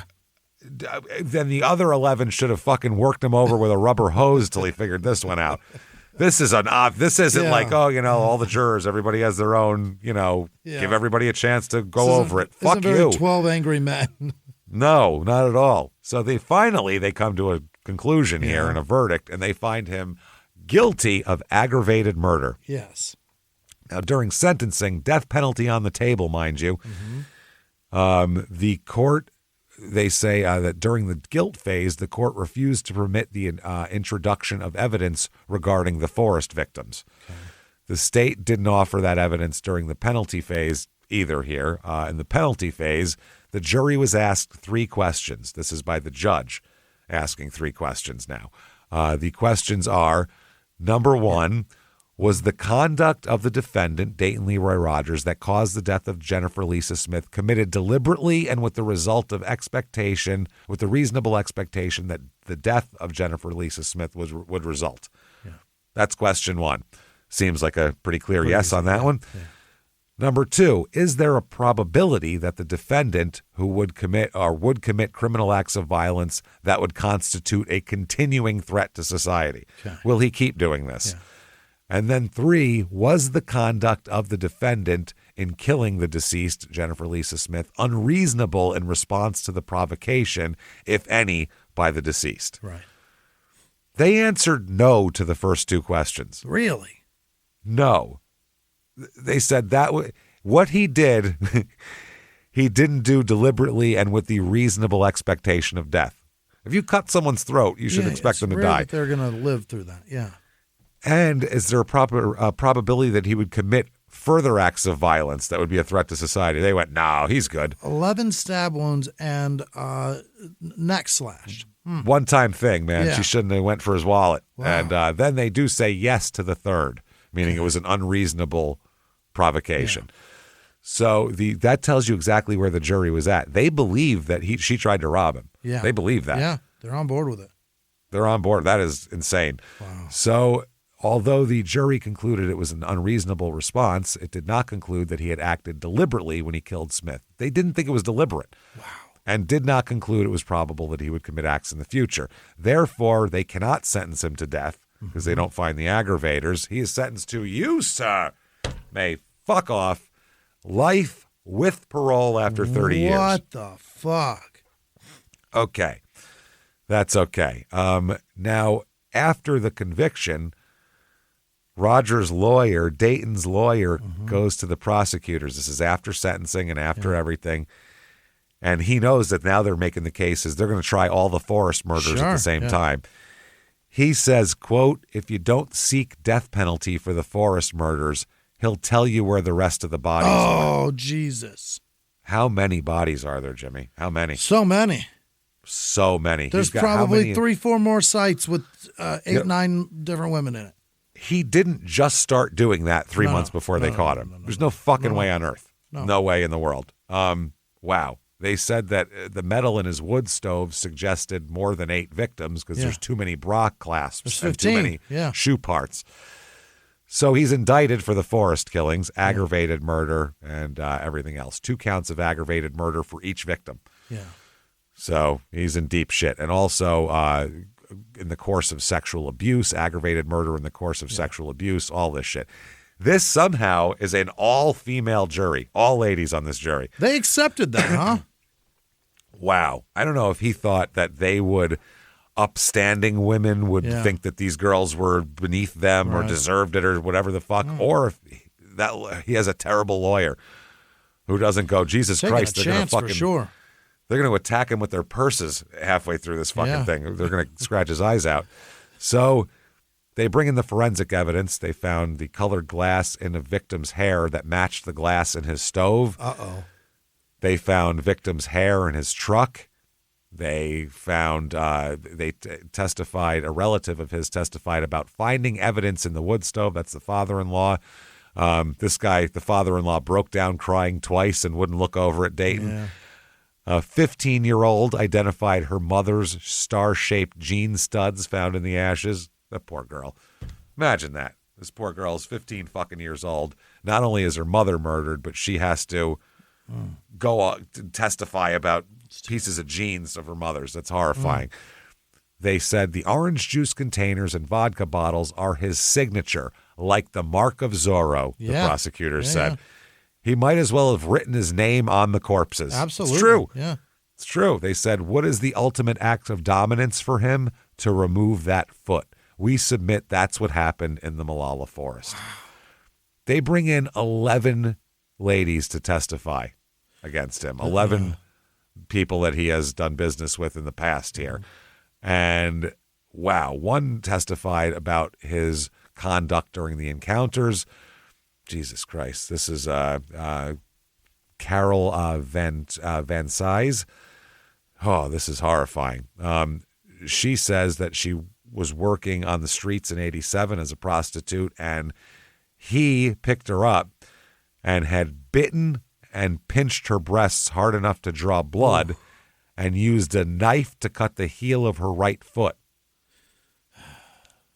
She said, he told me he was going to have to cut my breasts off or strangle me. I'm going to have to. I told him he wasn't going to cut my breasts off. He'd have to kill me. Yeah. Not going to let you do that. So they asked if she was afraid during the torture, and she said afraid but sick of it. Yeah. She said at one point she just told him, you know what? Go ahead. Do it. Another one. If you're on the street and you've had a tough life and all that kind of shit, at some point you're like, you know what? Fucking go ahead. I don't fucking care anymore. Yeah. And that's what she said. And she said at that point, done. He quit. No more interest. He quit. He stopped and he was fucking done. Same thing. Countless stories. They said they brought out a ton of stories from women to testify against him. Another named Sandra Scott said that he tied her up and bit her brutally the year before. Yeah. Another named Marie Johnson said that he tortured her during 1986 during an encounter. Basically, it's terrifying. Yeah. There was testimony concerning all of them. They said, now when he's driving away, does he drink anything? And they go, oh yeah, he's got an orange juice and he has little mini vodka bottles and he pours in. Every single one of them said that. Wow. So that just ties him so dead to rights to that shit. Several of them also testified that he took them to areas near where all these bodies were found in the forest out there. What a wild guy. Several of them also said that they willingly accompanied him out there and did so because they didn't think he was going to hurt them. Yeah. When they did hurt them, several of them said that he refused to untie them and take them back to the city. Mm-hmm. One said she jumped out of the truck naked to escape him. Wow. One described 6 hours of torture in the forest. My. He was biting and tearing at my breasts. When I screamed too loud, he'd put something against my neck. I assumed a knife. Told me to be quiet or I'd really have something to cry about. Oh, boy. Which is exactly what an abusive father says to their fucking son. How long has he been using that line that his dad used on him? They said, what were you doing then? And she said, just existing. Mm-hmm. Meaning, what were you doing for a living? Yeah. The prosecutor says, quote, he's capable of fooling psychologists. He's capable of fooling psychiatrists. I hope to God he's not capable of fooling you. Yeah. Jury needs 6 hours of deliberation, and that just might be because there's so many charges and so much to go over. And they find him absolutely guilty as balls of every goddamn thing. They go, is there anything else you want to charge him with? We'll just write guilty on it. Just tell us now. Let's go. We'll put it on there. We don't care. June of 1989 is sentencing for this. Mm-hmm. Death penalty on the table. Aggravators coming out of his asshole. Yeah. You, sir, may fuck off. Death penalty for this asshole. Uh-oh. Finally, they got this guy for something. Now, some thoughts on the crimes after this, because a lot of criminologists talk about it and people like that. They're studying this guy like they would, like they did with Green River or Ted Bundy. One said this guy thought that was a sexual thrill, the torture. Yeah. And another said, for sexually sadistic killers like Rogers, murder can be very pleasurable. Compared with normal sexual experiences, there's just no comparison. Right. And the medical examiner said, I've never seen anything like that before or since. Stabbing, cutting, sawing, that's all pretty rough stuff. And they said basically the fact that he would didn't kill the women who gave in is not something that women should look at in case they're in this situation, because it's different with every guy. Right. Some guys, if you give up, it pisses them off. Right. They want you to resist and they'll kill you for that. Yeah. Some guys want you to fight and then they'll let you go. Some guys, whatever their trigger is, you don't know. That's the thing. You don't know. And there's tons of stories of women who got released from kidnappers after telling them a sob story about my father's got cancer or something, whereas other ones where they did the same thing and the guy was extra pissed off at them for trying to work their emotions. So it's crazy. Now, there's a bunch of appeals for this, as you might imagine. Right. Bunch of appeals. I'll get to a couple of them that are kind of points that are apt here. One of the points of appeal contends that the trial court erred in denying his motion for an order authorizing expenses for a pre-trial public opinion poll. To find out if we should move this. If you watch a lot of trials, that is something the defense always does, is a pre-opinion poll to see how many people have heard about the case in this area. And if 97% of the people have heard about it, how are you going to find a jury? So they won't give him that. He wanted to poll the jury in order to figure out the extent of the publicity, which was vast. Sure. I mean, this guy killed a shitload of people. This is crazy. He said that the denial of his motion violated his rights under the Oregon statute and his constitutional rights to adequate assistance of counsel, freedom from cruel and unusual punishment, and due process. Yeah. That's right. So that's what he says. The court denied his request for the expenses for the opinion poll, concluding it was satisfied that the individual voir dire of prospective jurors and the additional preemptory challenges will permit the selection of a jury unaffected by publicity. Yeah. He just said, I'll give you guys extra challenges. How's that? And they went, all right, fine. Yeah. That's good. He also failed to establish the probable value of him to the public opinion poll in light of the extensive voir dire provided. So what more could you have found out from that that would make you not guilty, basically? Also, he contends that the court erred in denying his challenge for cause of all prospective jurors who knew of his earlier conviction for aggravated murder of Jennifer Smith. Specifically, he contended that knowledge of the conviction was so prejudicial that it demonstrated an actual bias from which a prospective juror could not be rehabilitated. 5 of the jurors at the trial were aware of his conviction for the Smith murder. Oh. He asserted that he was not tried by an impartial jury, and that is his problem. Okay. Also, juror misconduct, as he calls it. On the 4th day of the guilt phase of the trial, a juror was washing her hands in the bathroom and was approached by the mother of one of the victims. Oh, no. She told the juror that she either wanted to thank her, or that she appreciated what she was doing. The juror said, I can't remember what she said, but it was quick. She said, I want to thank you, or I appreciate it, or something like that.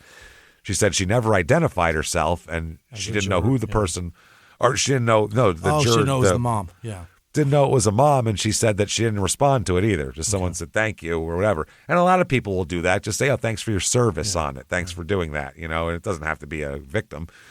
So the juror then left the restroom and reported this to the bailiff. Oh, that's someone good. Talked to her. Yeah. They have to. The following morning, they had a big hearing in the chambers, and they questioned both the mother and the juror separately, and they both gave the exact same account of their encounter. And they said, that's not going to make her, it's not going to make this person prejudiced against the client. So the juror did say she assumed that this woman was the defendant's mother.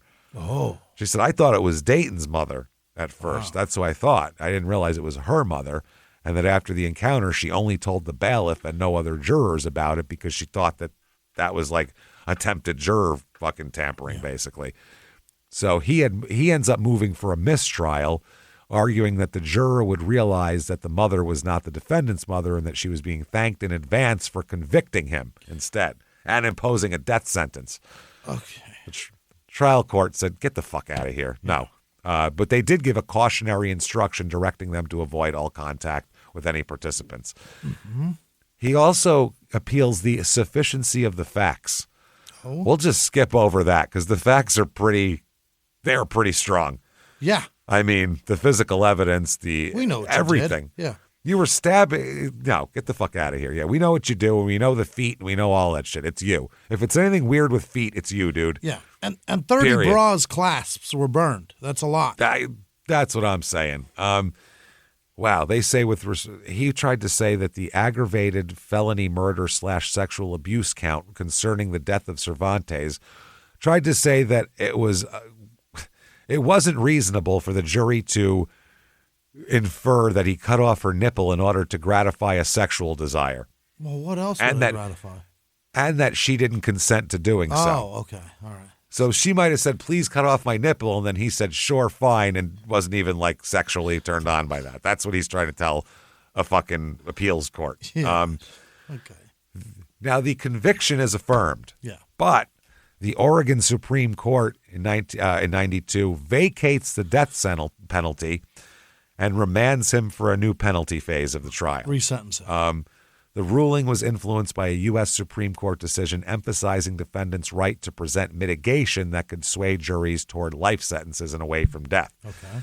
1994 is the resentencing, the penalty phase hearing. He is resentenced to, you, sir, keep fucking off, death again. Okay. Another one. Yeah. 2000, the Supreme Court again vacates the death sentence and remands for another penalty phase trial. Yeah. The court held the trial judge erred by not allowing the jury to consider life without parole as a sentencing option, which had become available under Oregon law after the initial trial. Oh, okay. So we're talking the last one. Yeah. Okay. 2006, back for remand. The third jury sentences him to death again. Die. 2012, they just run him over with a truck in the parking lot as they're taking him to court. No, an automatic review, Oregon Supreme Court vacates the death sentence and remands another new penalty phase. Okay. The court focused on 5 key claims, rejecting 3 related to constitutional amendments, and the third question on provocation and evidence admission for that question. Anyway, they say that the court erred in impaneling an anonymous jury without sufficient grounds for jury protection. And they improperly allowed state expert testimony about Rogers's consensual teenage homosexual experience. Oh, boy. He did some experimenting when he was a teenager there.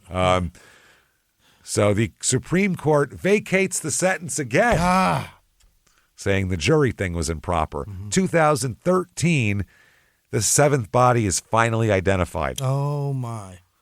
As Tanya Jaree Johnston, an 18-year-old. Wow. 18. DNA technology finally identified this poor young lady. That's crazy. 2015, his defense offers to waive future appeals for a life sentence. They said, just give us life without, and we'll waive everything, and this will be over. Yeah.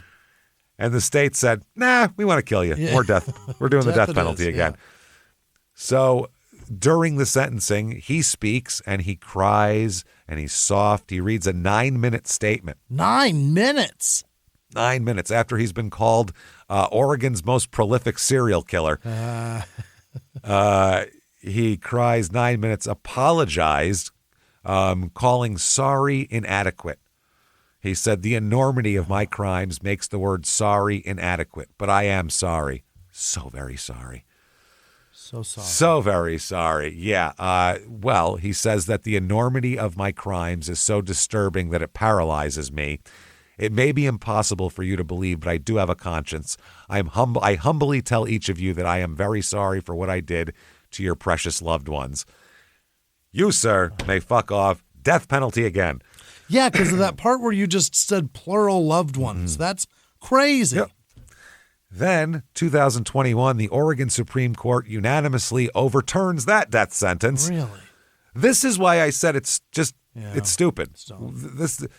Like the Koberger thing, did those families want to do this for 30 years? Because this is the future of that. This is 35 fucking years later. Yeah. These families are still going to court. Every time. That's horrifying for these poor people, these poor families. It's just awful. So it's overturned again here due to a new law limiting aggravating factors. Jesus Christ. The family reactions here. Wayne and Sherry DeVore said they raised their granddaughter after Cynthia was murdered, her daughter, and they've attended every hearing for 30 years. My God. They said, we never get to have a say. 48 jurors said death was just, but the rules keep changing. Wow.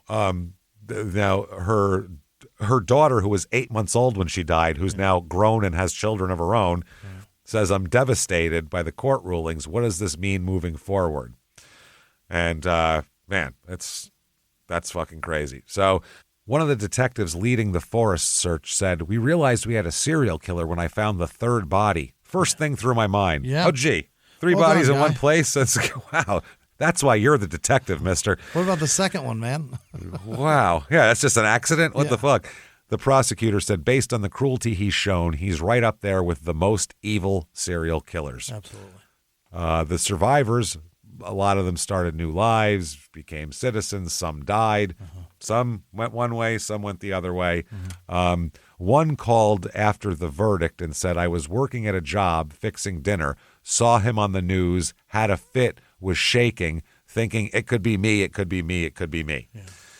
December 2022, the governor just commutes all death sentences to life without parole in Oregon and says, fuck this. And the reason why, for a lot of it, was, do you know what this has cost the taxpayers? Millions of dollars. This is just for his defense they had to pay for. Yeah. Now, this is not all the prosecution, all the science, all the psychologists, all the... That is 10 times this amount. Just his defense costs $2.5 million to the state of fucking Oregon. You know, things that would go better toward, probably. I can think of a few. Yeah. So, in prison, he's at the Two Rivers Correctional Institution in Umatilla, Oregon, where he works as an inmate barber. Really? That guy ain't cutting my fucking hair. I'll tell you that right now. They gave that guy scissors? Yep, that's crazy. When he's not cutting hair, he's only allowed out of his cell every 20 minutes out of every 24 hours for a shower. Yeah. He still maintains he acted in self-defense with Smith and claims the forest victims, quote, provoked him somehow. They all deserved my it. God. And he's never revealed how many more bodies there are either. Dozens. Man, that's crazy. Charles Gates, the guy who found him murdering Jennifer Smith, said, "He was more evil than any of us could possibly imagine. Once all the cards were on the table, we could see something that was just monstrous." Yeah. And another woman, Sherry Letter, who was the woman who held Jennifer as she died and the paramedics worked on her, she said, "No one cared, but I did. When I go, everyone will have forgotten about Jenny." And the detective, John Turner, one of the main detectives, said, "How many other bodies are still lying in Oregon's forests awaiting discovery? Unless Dayton decides to talk, that question may never be answered." Yep. And he's in his 70s now. He's not talking. Yeah. He's not saying shit. Some very good information, especially on background stuff, came from a book called Bloodlust, Portrait of a Serial Sex Killer by Gary C. King. It says 8 pages of shocking photos. Jesus Christ. Good Christ. So man. there you go, everybody. That is Oregon. Oak Grove, Oregon. That's where the Denny's was, by the way, in Oak Grove. That's why that's there. So holy shit, this is insane. Wow. Hope you took all that in. I'll say enjoyed it. I hope you enjoyed it, but obviously not too much because that would be creepy. And I'd be looking for feet under your fucking... I'd be looking for feet under your floorboards at that point. So... thank you so much for listening. If you like the show, give us 5 stars on whatever app you're on. Yeah. Also, head over to shutupandgivememurder.com. Do it. Get yourself merchandise and get yourself tickets to live shows. Virtual live show the Thursday before Halloween. Get there. Get those tickets just like a regular live show. We'll be in costumes. That's the only difference. And it's all the pictures, all the regular stuff of a live show, except you're in your living room or wherever you feel like being. Anywhere in the world with Wi-Fi, you can watch this, and you'll have access to it for 2 weeks after we do it. So get in there. You can watch it 100 times, do whatever you want with it. Hang out with us. Also, get your tickets for Seattle mid-October. It's the Saturday night, whatever that date is in there. 17th? Maybe the 17th. The Saturday of that weekend. We're Portland the night before, and then we are Seattle. So get your Seattle tickets. Portland's sold out already. So thank you so much for doing that. Shutupandgivememurder.com. Follow us on social media at Small Town Murder on Instagram, at Small Town Pod on Facebook. Yes. Patreon.com/Crime in Sports is where you get all the bonus material. All you got to do is be $5 a month or above, and you get a shitload. Yes. Hundreds of back episodes you've never heard before immediately upon subscription. New ones every other week. 1 Crime in Sports, 1 Small Town Murder, and you get it all. This week, we're going to talk about Kermit Washington, this incident in basketball for Crime in Sports, where It was a fight on the court. Unbelievable. He punched Rudy Tomjanovich, and it changed both their lives forever and almost killed Rudy. It's a crazy story. Crazy. Really wild story we'll talk about. And then for Small Town Murder, we're going to talk about the history of executions in the U.S. because a lot of people wanted that over Ted Bundy even. So that's what we're going to talk about. It's going to be very, very interesting. And on top of all of that, you also get all of our shows, Crime and Sports, Your Stupid Opinion, Small Town Murder, all ad-free with your Patreon as well. And you get a shout-out at the end of the show. Damn it, we just give too much. That's what it is. We just want to give. Jimmy, let's do this right now. Hit me with the names of the people who you would never leave in a forest with missing feet. Jimmy, hit me with them right fucking now. This week's executive producer, Gary Howard. Jennifer Frisch, how are you, Jen? Exact Tax Solutions. She doesn't give her name, but the lady came to our show in Irvine, and evidently the whole office is thrilled to hear about it. Well, lovely. We appreciate that. Kate Baliecko Rogers. Thank you all so much for everything you guys do. Thank you. You're amazing. For sure. Thank you. Yes, can't say it enough. Other producers are Peyton Meadows, Happy Hour in Nagadoches, Texas. Oh, boy. Poor bastard. Get out of there, Happy Hour. Every That's time crazy. it's the worst places you can imagine. This guy overnights in the worst places you ever heard. Janice Christ. Hill. Sydney with no last name. I'm in Jared Crotch Evans. Rot, Louisiana this week. Holy fuck. Welcome to Dick Hole, Mississippi. Oh, boy. Sarah Gatchick. Heidi Griffin checking in yeast infection, Florida. Hey, one of my favorite spots. I love a tract infection, Florida. That's wonderful.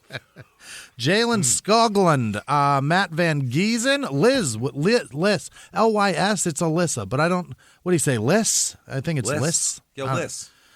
Thank you. She didn't give her last name. Alexander Wisenend, Joseph Lindley, Andrea Davis, Krista Malloy, Megan Argo, Sam with no last name, Bent R.C.'s, Jenilyn Willis, Bob Hodgman Burns, Jill Brown, Rachel Sullivan, Venice Keller, Brett Helgeson, Dakota Schultz, Cassie Jones, Amy with no last name, Will Puckett, Sandra Marks, CC the Dundalkian, I don't know who that is, Caitlin Winkler, Richard Hamilton.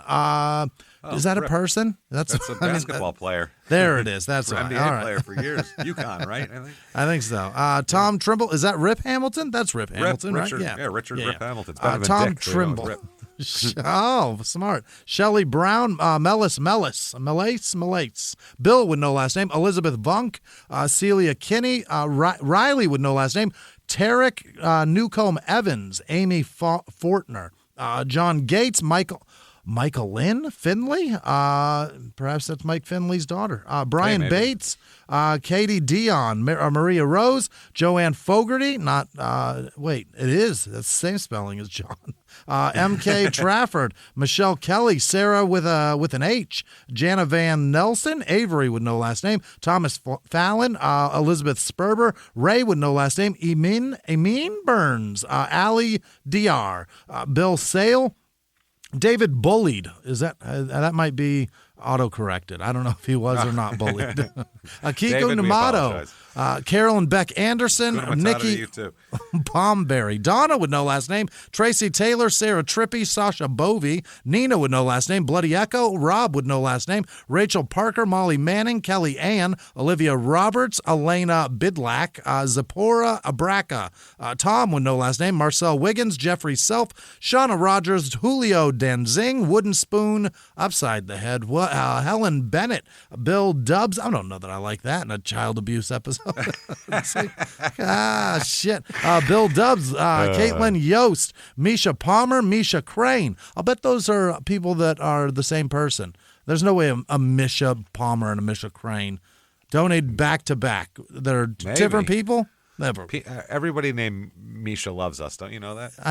Evidently, and they got to give us money. Carlos Tavares, Katie with no last name, Sean Hale, Donna D, Michelle Hamilton, Joey Benefiel, Benefield, Christy Ackley, Carrie Fox, Carly Kane, Jenny Lean, Melanie with no last name, Aaron Flynn, Lisa Harger, Linda McCarthy, Sarah Palumbo, Angela Cardo, Aisha Cisse, T.R. Colleen perhaps, Stephen with no last name, Stefan maybe, Becky Williams, Beverly Ellis, Shay Lee with no last name, Zachary Haas, Brandon Williamson, Butters the cat. Oh, I love a good cat with a great name. Jan Fisher, Jan Fisher maybe, Tamar Pilegi, Ginger with no last name, Emily B., Carol Colson, Holly Manning, and all of our patrons, especially the ones in Skin Infection, Indiana. Thank you, everybody, so much. Wow. You fantastic, wonderful, magnificent bastards. Yeah. We just appreciate the hell out of it. If you want to find us on social media, head over to shutupandgivememurder.com. Drop-down menus take you anywhere you want to go. Keep coming back and seeing us week after week. And until next week, everybody, it's been our pleasure. Bye.